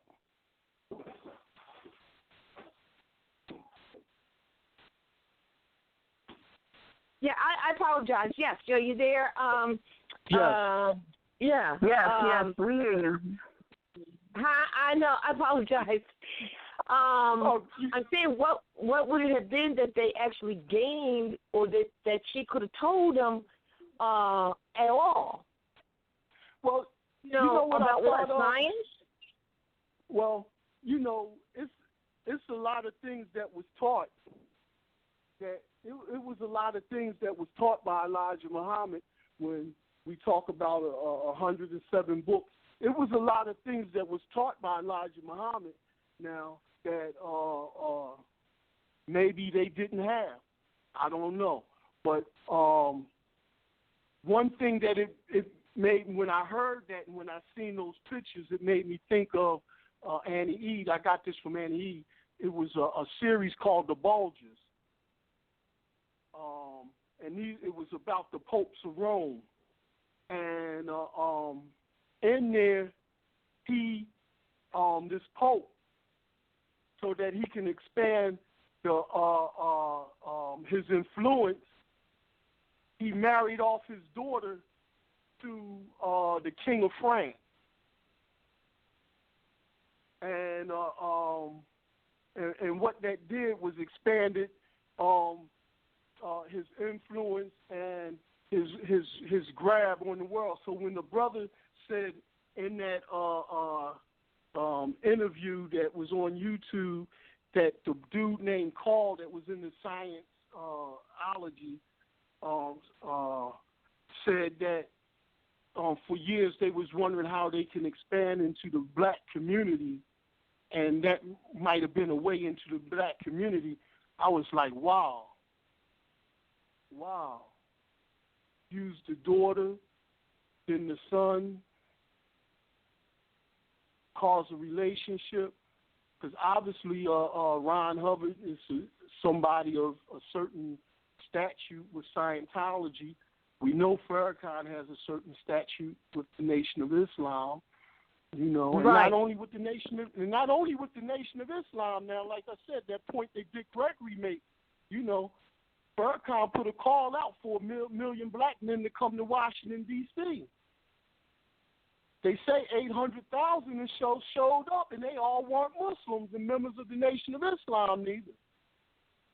So, he's a person that carries a lot of that had carried a lot of influence in the black community.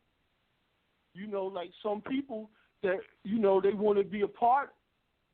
Some people might have wanted to be a part of the Nation of Islam. If they didn't want to be a part of the Nation of Islam, they wanted to support the Nation of Islam and what was being done in those things like that.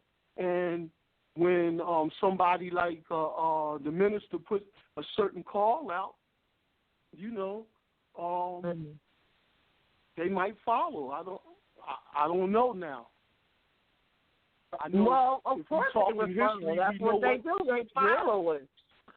Yeah, we've seen it in the past, right? Right, exactly. And by the way, thanks to Jesse. Jesse sent me the book for L. Ron Hubbard was Dianetics. Oh, yeah, I just wanted to make that clear. But of course they will, because they're followers. But then, it's interesting, but all I can say is this, because we can say, all right, well, mixing in that respect of him making a family and then trying to take the inheritance that belongs to the Aboriginal indigenous and pass it on to a modern European daughter is not a new story. But that's not even really the case. Not really. That's just one of the things to look at, because it's people's choices that they make on what they want to do. It's their choices they make,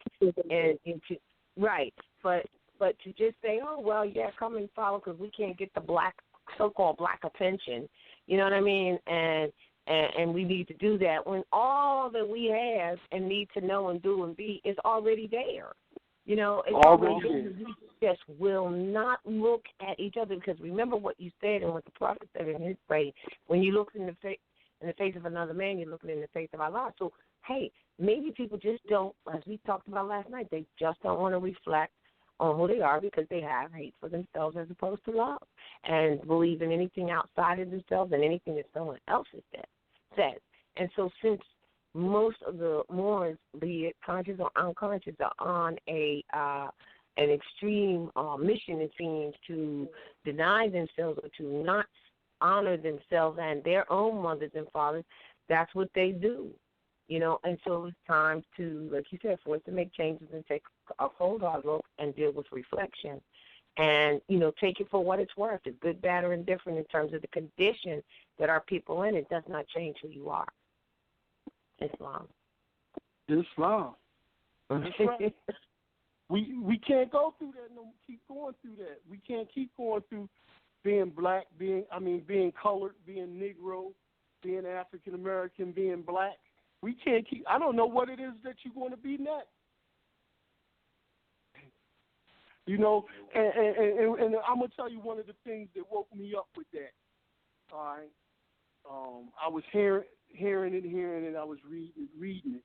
So I said, okay, let me get my mother's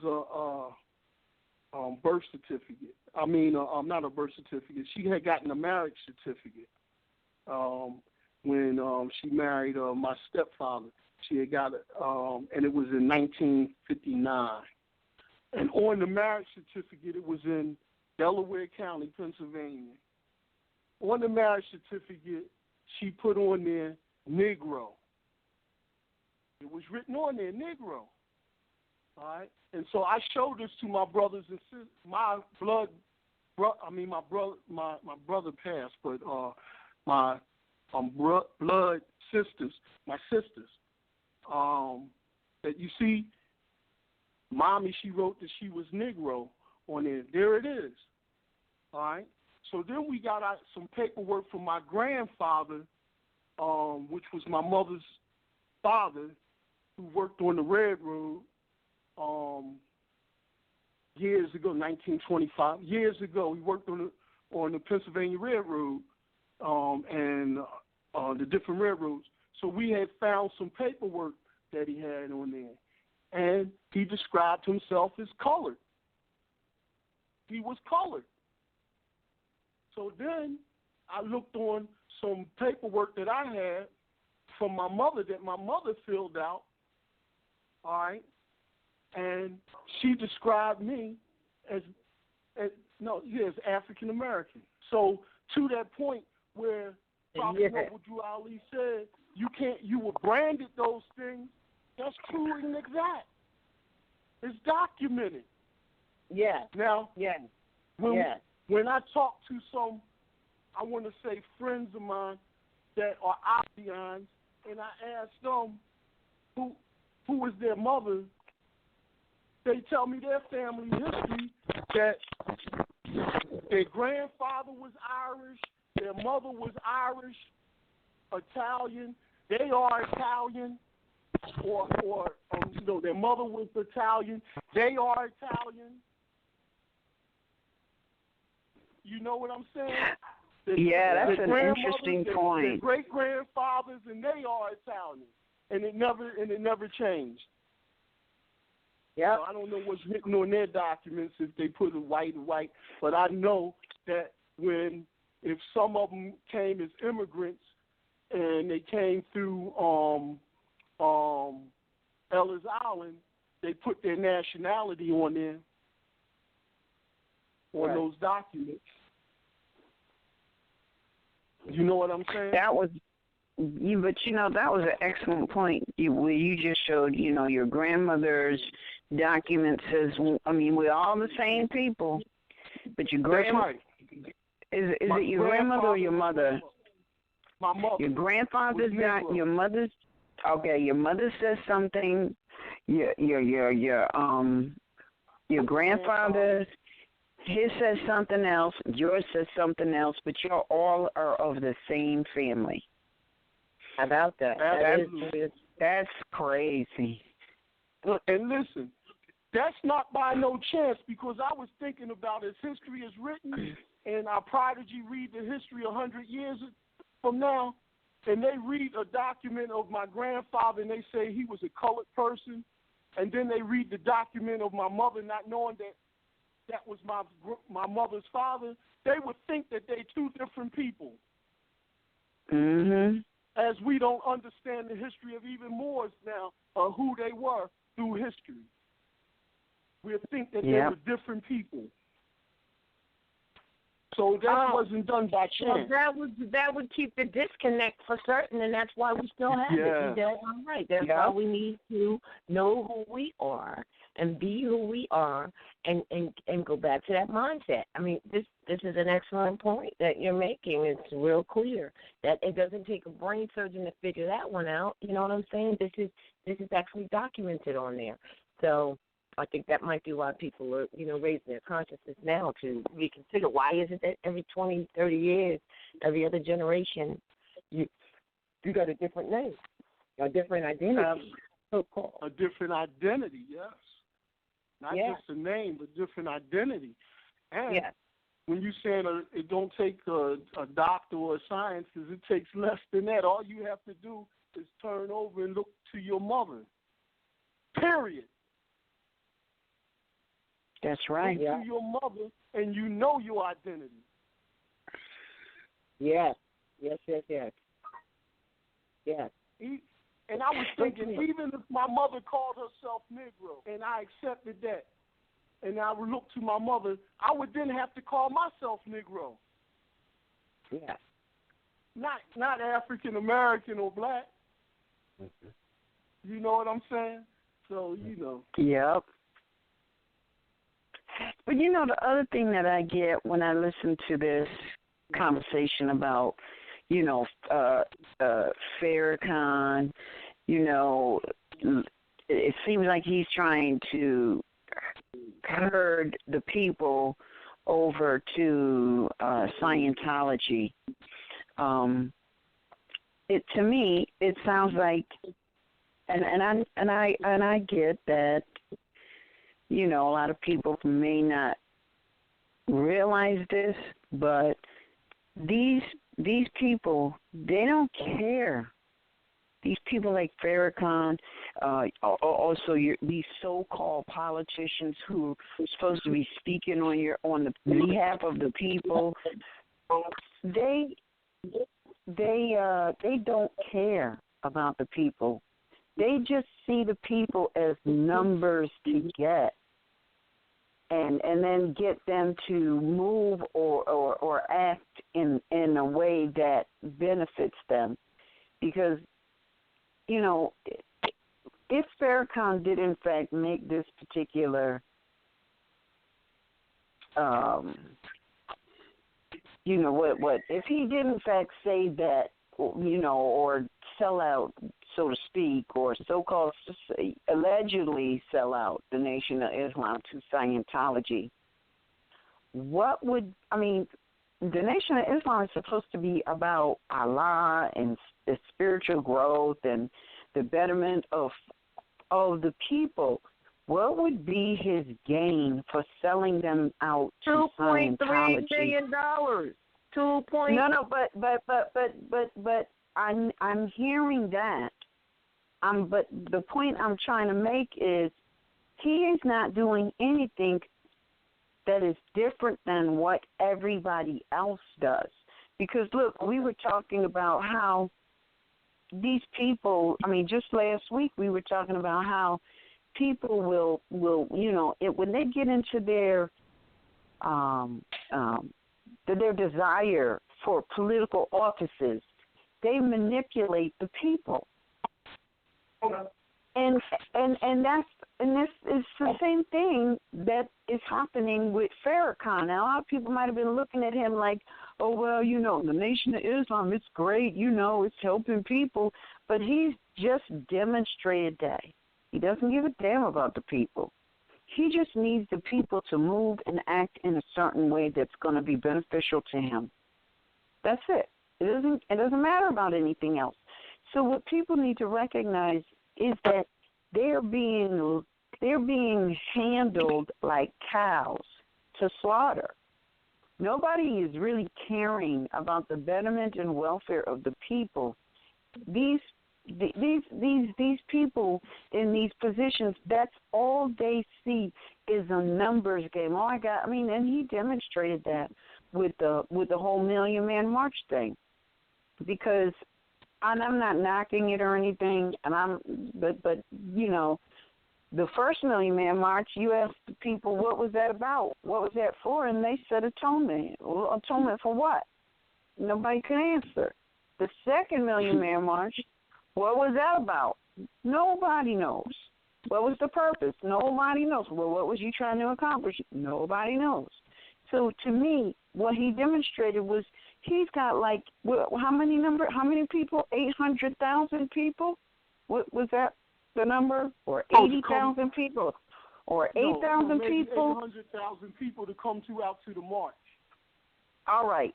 What he demonstrated is that on command, he can get 800,000 people to do whatever he says, no questions asked, no information in terms of what's the purpose, you know, what's the agenda, nothing. Just show up. That's what he demonstrated, and he did it twice. He was able to demonstrate that twice. And so now, okay, say he is hooking up with Scientology for some sort of beneficial reason. He has a track record of showing that I can get the people to do whatever the hell I say to do. He just proved it. He already demonstrated it. You know? Wow. And what the people need to recognize is that, look, it's so past time for them to stop and reflect and make decisions that are best for their interest and not be influenced by other people, especially people who don't give a damn about you and will sell you out in a heartbeat. Islam. You know, it's a bitter pill, but it's time to swallow it. That's right. It's time. It's time. Because I often wonder, like, because I often wondered, after Farrakhan, then who? I apologize. What were you saying? I was saying, I often wondered, after you said that it is time for people to reflect. It's so true and exact. But I often wondered, after Farrakhan, then what? Well, now this is interesting. Because if the people, our brethren, our brothers and sisters, who have subscribed to whatever they have, whatever club, membership, religious organization, or pseudo-religious, because it really is all pseudo-religious, quite frankly, because of what I said earlier, as soon as you start talking about facts of history, nationality, honoring your mothers and fathers, although that's in the scriptures, honoring your mothers and fathers, the first thing people ask, what religion is that? So now, if they're going to join Scientology, I have no idea. I've never joined it. I don't know what the requirements are or what the obligations are, like that, none of that. But I bet you they're going to make some new ones for all the so-called black folks that are unconscious. Trust and believe. Trust and believe. They're going to have some new ones for you. Y'all go ahead and roll up in there like that if you want to. They're going to have you tied to some stuff where you will have a difficult time going back to your roots, your own roots. You keep so hypocritically talking about your roots, but you won't honor them, all right? They might have something for you to sign. And so when it's said and done and over with, you're going to be a Scientologist, and you still aren't going to be claiming what your natural status and your relationship to the community is, and what honor your mothers and fathers. You still won't do that, because all of the efforts on this planet Earth is to keep you from doing that. And no matter what, the discipline is that you're going into. None of them tell you the truth about who you are unless you want to. They don't tell you. But now they say, well, I'll tell you what. I'll give you a little bit of what your mothers and your fathers taught the entire planet and the world. I'll give you a little bit of it if you come on in here and join this group. Don't call yourself, don't you be no more American. Don't you be no Aboriginal Indigenous. Don't you do that. Do this. They're all of them, because here's why. All of these other disciplines, they thrive, they live, they make finance, they feed their families off of the ignorance of the Aboriginal Indigenous people, which are the Moors. That's how they live. So none of them are going to set up and say, oh, it's lovely and peace. Give you an example. Long time ago, people said, oh, well, Jesus, he was really black, so-called black at the time. I'm like, and it doesn't really make a difference. Oh, really? Well, if it doesn't really make a difference, read the Bible again and tell me if it doesn't change stuff, because it does. So if Scientologists, which the whole word of Scientologist sounds like it's science to me. Well, who's making that a religion other than the science of the universe? Astrology, cosmology. How come none of them just come right out and say that? Why not just come right out and say that? Because that's what needs to be said. And all of these years that Moors are coming into consciousness, you know that to be true. And if you really follow Prophet Noble Jarley, you know that to be true when you read his document, his short treatise on religious controversy. So if you know that, and what does he say in it? And this is where it's at. He says, let me see, do I have it right here? I got the founding of Christianity right here, which proves that yeah, I got that right on the fingertip. But listen, he says that there will always be religious controversy, right? Although the sun hangs, here it is right here. Y'all just give me a second here, because Scientology is listed. Look, let's get real. Scientology is listed as a religious choice, right? Isn't it listed as the religious? Okay, the religion of Scientology, they should be teaching astrology, cosmology. They should recognize that the carbon-based people, the original people, are carbon-based, and therefore, why are they asking you to join something that you do not claim that? Again, because they're all making finances off of the ignorance that we have about ourselves. That's why. So if Scientology, just get this out, Scientology is a religious organization, right? Then here's what is to be said. Here's what is to be said, and to keep in your mind at all times. Because the only thing that's going to come after that is the same thing that always was. It is for us to wake up and to come hear the truth about our nationality and our birthright.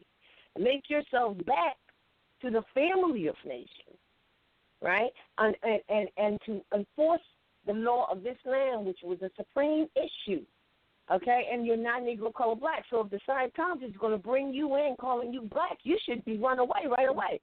Because if they're really the true sciences, and if it's really the science or a religion that is in scientific basis, they should know not to call you black. How about that? Because black, according to science, means death. So, and not only that, according to science now, and they're Scientologists, and not only that, they all know that you're not black. So all you're doing, you're not black, Negro, code. So all you're doing is going from one thing to another, and it is a proof that it is what the Aboriginal Indigenous Moors do. What they say, whether they say it correct, don't correct, whether they eat right, whether they don't eat right, you are the commodity to all of these other people who want to get your attention. You think it's for some other reason, and if they can keep you at bay, literally at bay, right, or not at bay, then, because keeping someone at bay meant something for real, bays, law enforcement, but if they can keep you there, but they're supposed to be scientists. They should know you're saying black. So why are they saying I want to get the black people's attention? So you should run from that. Because, again, Scientology is supposed to be a religion. So here it is about this religious controversy. In this age, there is still much religious controversy as to the right thing. Big and powerful ministers put Scientology in there too. Please put them in there now, since they said they're religion. Big and powerful ministers have come to the conclusion that something is wrong. Some say it is the Ten Commandments. Others say there is a lack of sincerity in the purpose of the churches. Still, others think it is all worthless and it is not fit for the time it takes to attend them. However, whatever their final decision might be, it is certain they will make a change, or rather they will try to make one. The fact of the matter is that they have always had only a reflection of the truth and not the real thing. Like one who holds up to the sun a mirror and casts a few of its diverted rays in a different direction, so have they done with the truth that is supposed to have come from the east. There are but few people who know what the truth is about man. And that few know that it is foolish to try to impart it to the ignorant. Although the ignorant has finished college, he is a fool right on, being trained to jump through a hoop. The longer he stays in the schools, the better he can jump, and the more vivid will he defend his jumping. So from the east comes all light, but though the sun is hanging at high noon, the blind cannot see.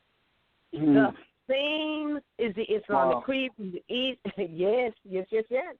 The same is the Islamic creed from the east, was brought to the Asiatics of America by Prophet Noble Ali and offered to those who were sick at heart.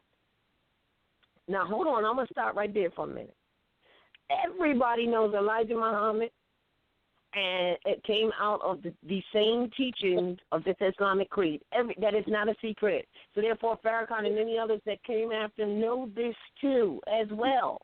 And everybody knows that in the 1930s, early 30s, when after Noble Ali passed form, everyone knows the 3 or 4, at least 5 of them, I think what we listed, organizations started, one of which is the Temple of Islam, which is the original name for the Nation of Islam. It was originally the Temple of Islam, all right? And Daddy Grace and Father Divine, etc., like that, right?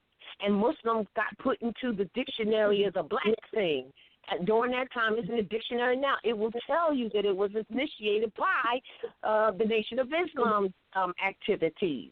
So everybody knows that at that point, the same finances that were stolen from what Prophet Noble Ali was saving up for the nation was divided after the infiltration, and all of these other factions were started. So here we go. So now, this Islamic creed was brought and offered. So it was offered to them, but what they did with it is what you need to get, all right? And it was offered to those who were sick at heart. And they tried for many years, yet they are blind and they just cannot see the light. Nor is this prophet trying to put new wine in any old skins, for he knows that it will burst them. Still, he has the only remedy for the nations, and that the remedy brought by Jesus, by Muhammad, by Confucius, and all of the other prophets. And that remedy is truth. So check it out. Did he defy or deny any of the other du jour divine teachers and guiders? No. He said no. Jesus brought it, Muhammad brought it, Confucius brought it. What the heck? So it's not like you putting down one religion for another. You need to recognize that all of these things are the same. So what do they do so that you don't recognize it? They start some other crap, which is what is going down, and call it a religion. And what do you do, my people? You come running towards it instead of honoring your own mothers and fathers by name and by principle, and or if you don't want to do that and don't want to come from that avenue, which you really will, have to, but, the prophet said, well, I'll tell you what you need. You need to know the truth, and you need to know the divine truth. Go seek the divine truth. And upon finding it, you will find that Jesus, Muhammad, Confucius, they always bring the same thing. So now what is this other thing that has divided this thing? What is it? It is not bringing the same thing, because they don't even want you. They say that is, that's Islamic, that's Muslim, that's, No, you got to be a Christian and anything that comes off of that. You see? So why do you need someone, L. Ron Hubbard, no disrespect to him at all, or his organization as to what he intended it to be? As you mentioned, that got infiltrated too, because they don't want you to get closer and closer to the daggone divine truth about these things, okay, which is, of course, in science.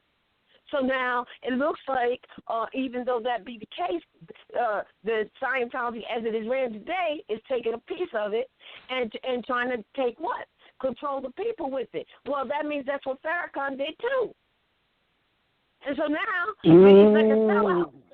Now they're bringing the cattle to and selling everybody out over the truth that is so right there at your fingertips. If the people themselves who keep claiming to have leaders and claiming to be in this my religion is the right religion and so forth and so on, if they would stop in their own damn tracks, turn around, get some studies under, meditate for a minute, just think. Ask the universe, it'll give you the answer, because it's the God in you that answers you. We talked about this earlier. When you talk and meditate and think, just think you're hearing your own voice inside your own head. It's not some voice outside of your head, which means that the answers that are coming to you through that voice is not somebody else, but it is you.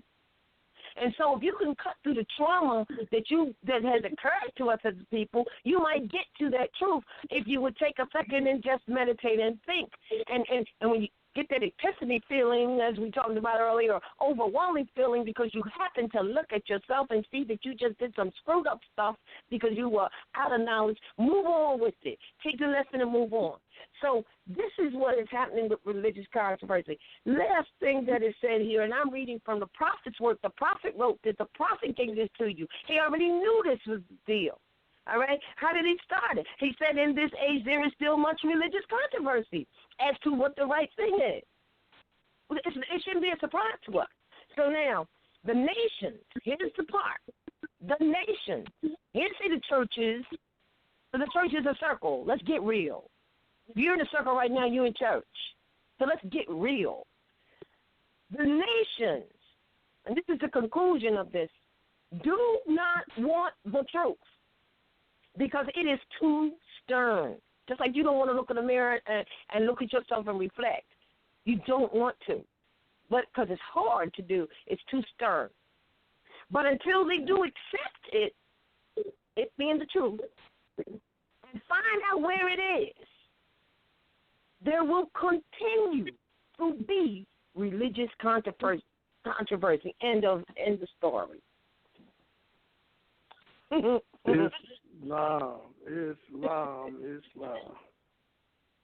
That's it, and that's all. Coming from the spirit of the mother. Wow. You passed those words on from the prophet. You passed those words on from the prophet through that spirit of the mother there.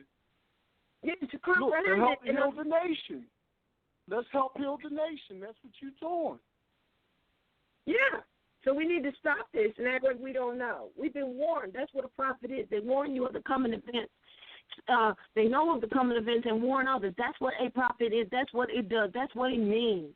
Ain't no spooky dooky thing, and you don't have to choose a religion in order to know that a prophet is one who knows of coming events and warns the people.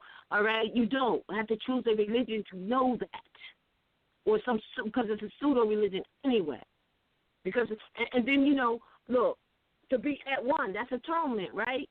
So to be at one with men, meaning with everyone. That's what atonement is, and everybody needs to do that. It's universal. It doesn't mean you choose, I can believe what I want. You can believe anything you want. What do you know? Exactly. Right. And this is what I was like what I just read. Look, he didn't put down all the other prophets. He didn't say only follow the MSP of A Incorporated or non-incorporated or any of the works that he's doing, and that's it and that's all, because he told you to go back to the mindsets of your ancient foremothers and forefathers when the MSP it wasn't even existing. So it's the principles that we're talking about. And those principles belong to the root of civilization and civility. That's where it's at.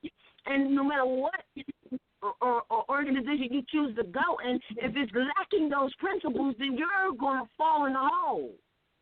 And here we are now. Got Farrakhan or any other con, Farrakhan, leading you.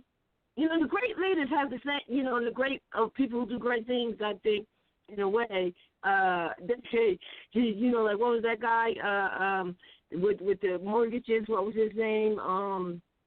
The European. With the mortgages? Yeah, what was his name? The corporate stuff. Bernie Madoff? Yeah, Bernie Madoff with the stuff, right? But at any rate, what I'm saying is, you know, so now you got, it shouldn't even be no damn headlines. Let's get real people that says, oh, Farrakhan is selling out the entire Nation of Islam to Scientology. Really? Or even if inside he ain't selling it out, he's just implying or telling them, look, man, I'll tell you what, I'll suggest that my members come over to your side for a fee. That is craziness. That is absolutely crazy. So it's just ridiculous. And you're talking about this is supposed to be a religion? How you, look, what is religion? What is your allegiance? Are you going to get back to realign yourself, re-allegiance yourself? That's what it is. So you telling me that your allegiance is based on somebody selling or buying your membership? Please, please, it is over. Wake up. Don't just smell the coffee. You better drink some. Mm-hmm. Hey, wow. That's it. And there's no other thing to discuss about Farrakhan, whether he wakes up and puts his on the right or the left. Who gives a dang? It ain't even about that. It's about the people and their absolute ignorance of self. The ignorance of self is what it is. Go ahead. I was just getting ready to say, with that, you was like concluding the show with that one. Because the show's almost over. That's it, period. That's it, period. Yes, sir. I mean, that's it. Yes. So, wow. Hold on, let me see. All right, no mind. Yeah, I think I did conclude the show. I think it's about that time, if I'm not mistaken. There's nothing else. I ain't gonna say there's nothing else to say. I was wondering if Ms. he wasn't available, that I would chime in on something, but I guess not. I think he left his phone or something. And that's all. I mean, that's it. And that's all. Yeah. Yo, what a way to conclude. What a way to conclude the show. Oh, man. I mean, that's it. There's no more to talk about. Yeah, you have been told. You have been told before. Wow. You will be told again. And what did he say? All of these things will come, will unfold, and here they are. That's what prophets do.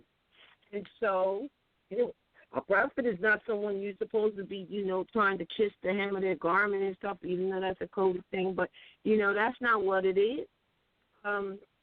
He's warning you. And so everything thus far, everything has come to its manifestation that I know the prophet has mentioned, a prophet Noble Ali, that is, that he has mentioned, and here we are in the midst of it, and they're talking about, this is how they do you with the news. Like the news, for a minute I was watching it so I could see what the issues were, and then when you get to what the issues were, you when you have the understanding, you know what it is.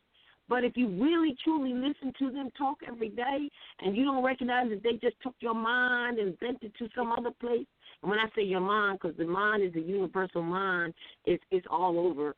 That's the other thing I know Mid was discussing with me earlier, because he was saying that as an example. I think the Scientologists, they come in and they pull you in by telling you they're going to give you a brain test, right?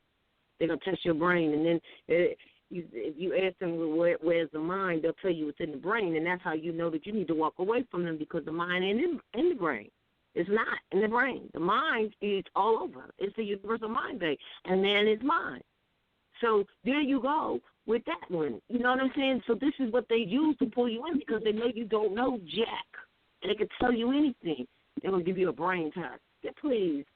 You know, so, you know, it's like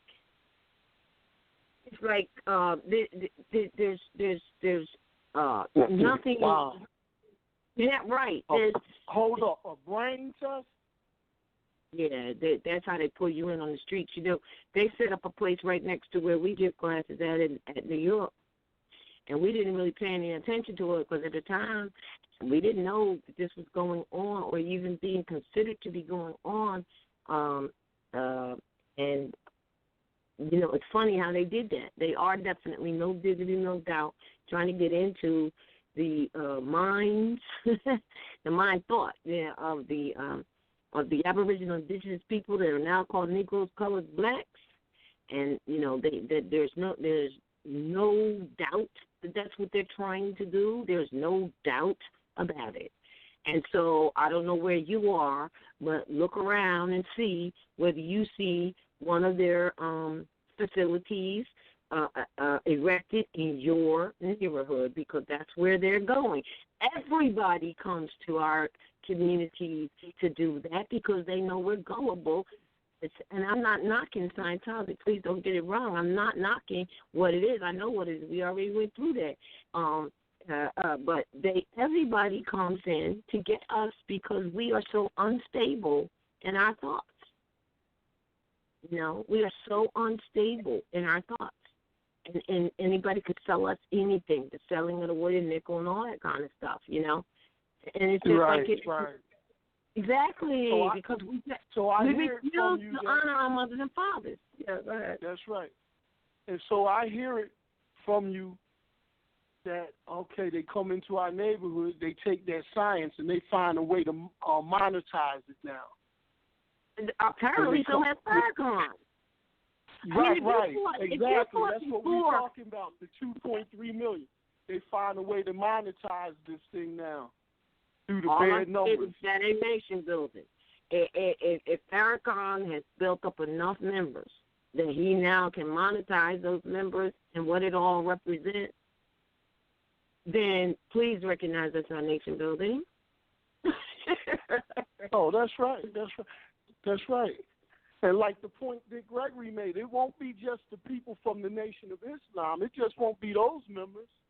Farrakhan had an influence on other black people outside of that too. So, wow. Those numbers then increase even more.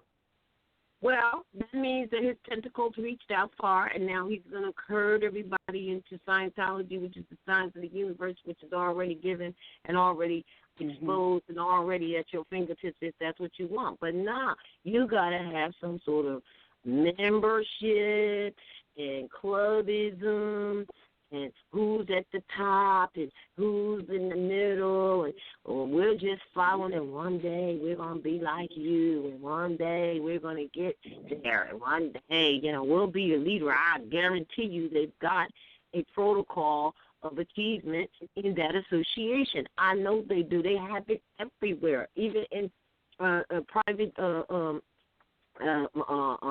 Masonic orders or that's the word I want. Secret societies of any kind.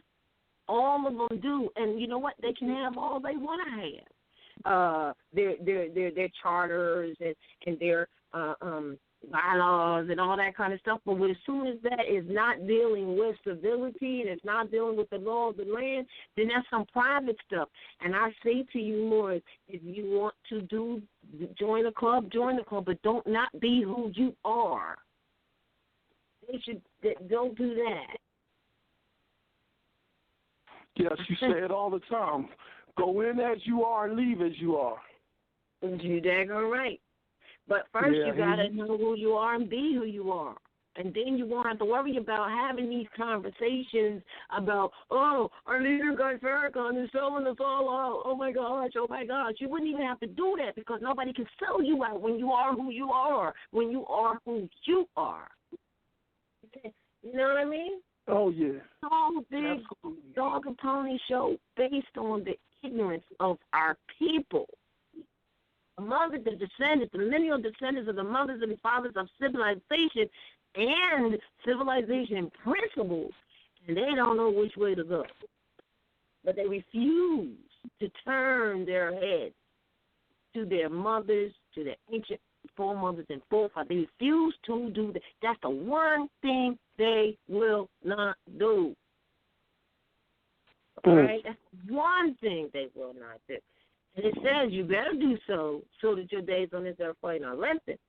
If you come back here for lessons all the time and you're leaving your babies here and your children and your children and your DNA and all that, and nobody cares about that. People only care about themselves today. And you see these people, and the truth is you can't resonate with them, and they cannot resonate with you if you really see. That the truth of that is this, and this should end the show for real. I'm going to read this one.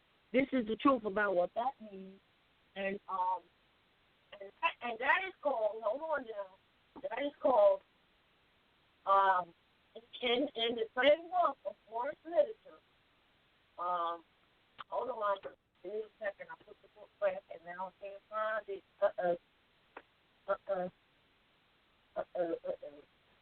That is called this, okay? You know,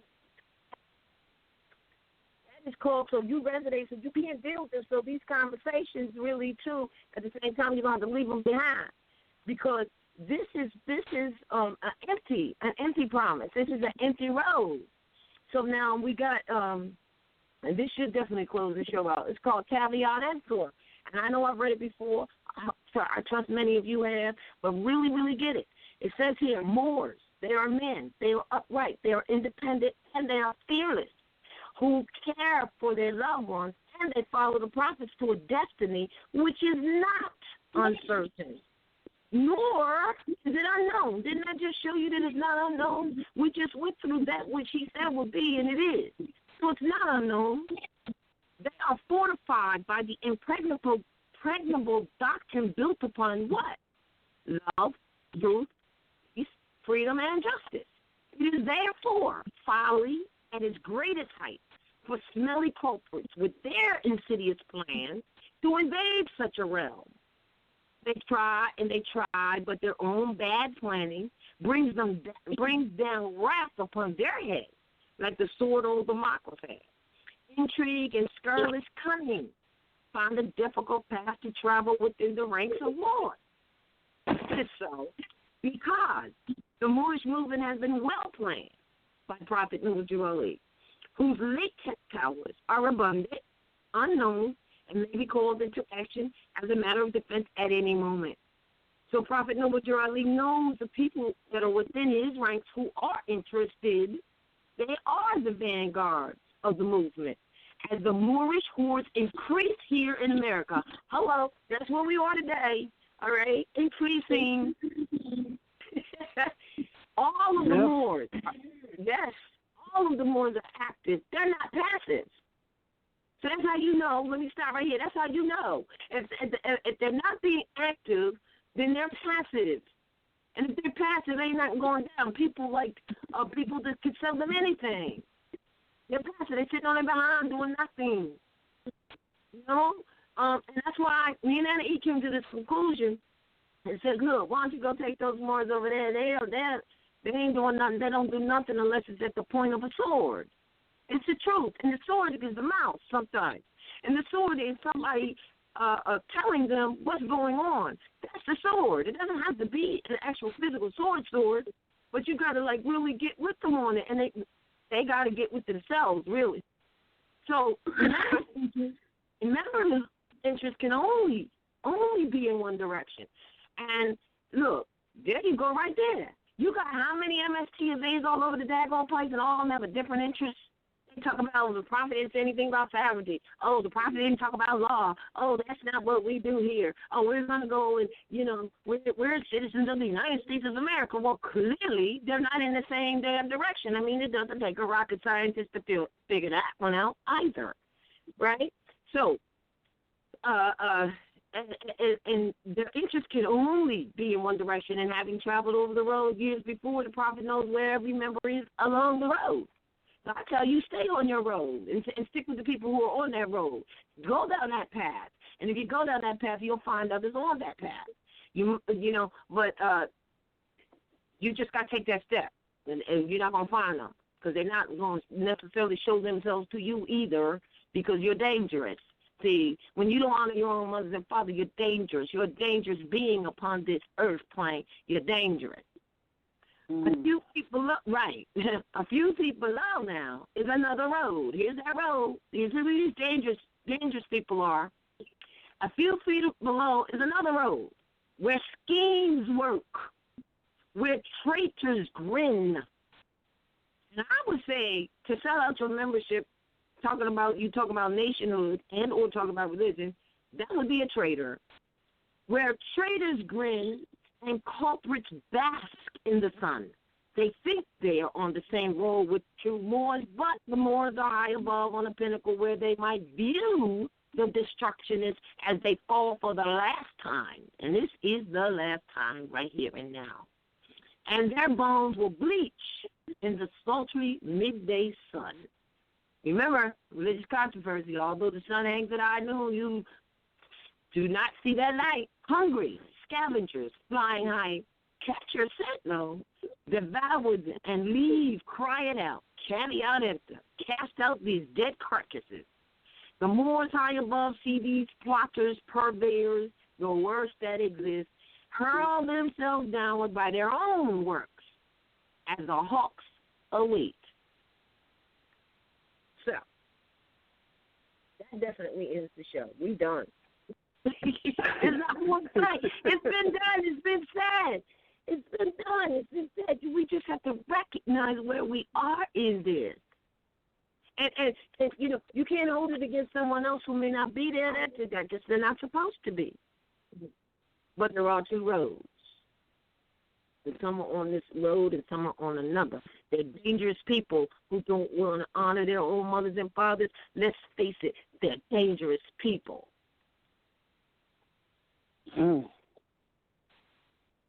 Yeah. And so we in the day and age and time now that we had to wait for this time to come, and it's here. Yes, and it's here. And the prophet says you need each other more, but you're going to need each other more later. And that's where we are. Because what that means is it's called unity. Everybody's talking about we want unity, we want unity, we want unity. If you can't even honor your own mother and father, which, by the way, we're all one, then I don't guess you're ever going to get unity. You can't even find unity in yourself, in your own lineage. How the hell are you going to find unity outside of that? Because a society starts with family, all right? So there's all authority to govern that family. If you can't do that and know that, how? How is it possible to happen? So, yes, Moors out there that know who we are, et cetera, like that. We're all on the same road, and we're all family, and we are aware of that. But we also know that those who do not honor their mothers and fathers, see, it's simple. Those who do not honor it, it's not about a judgment thing. If you don't honor your mothers and fathers, then you can't find your family, so therefore you can't unite. So you're never going to unite because you don't honor your mothers and fathers. But if you do, then we should find each other because we're all the same family. So you got people out there wanting to divide. You know what I'm saying? So it's not going to happen. It's not meant to. Understood. They become dangerous people for one thing. Not because we say so, not because we think so, but because it's common damn sense that if you don't honor your own mothers and fathers, then obviously you're a dangerous person.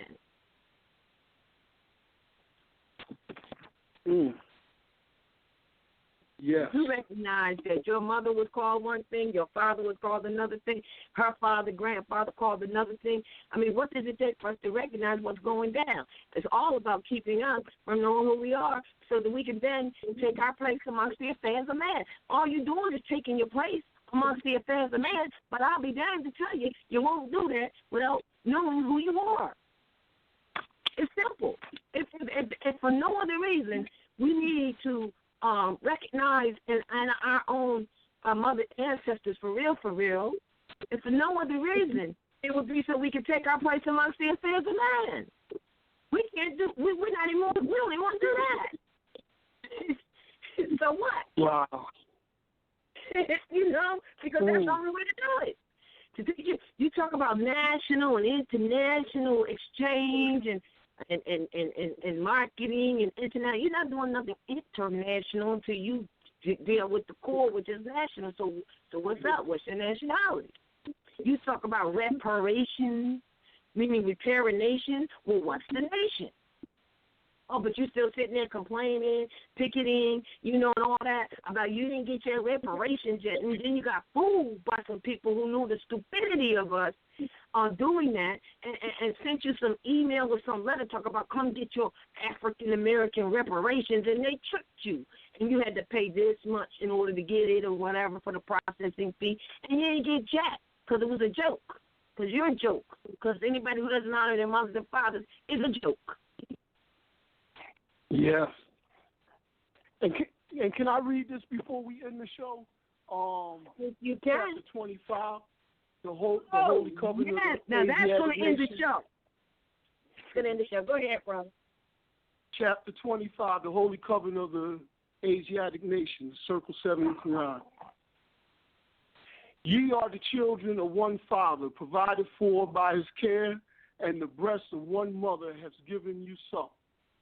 Let the bonds of affection, therefore, unite thee with thy brothers, that peace and happiness may dwell in their father's house. And when ye separate in the world, remember the relation that bindeth you to love and unity, and prefer not a stranger before thy own blood. If thy brother is in adversity, assist him. If thy sister is in trouble, forsake her not. So shall the fortunes of thy father contribute to the support of his whole race, and his care be continued to you all in your love to each other. Islam. Islam. And with that, we will, my brother, thank you so much, end the show. And I don't know what we're going to end it with. And Eve, I don't know if you're going to do wake up everybody, no more sleeping in bed. All right. Thank you. Thank you so much, Hassan, for being with us this evening. And sharing your Thank you, mothers. All right. Thank you. All right. Peace and love, brother. Peace All and right. love. Peace and love. Yeah.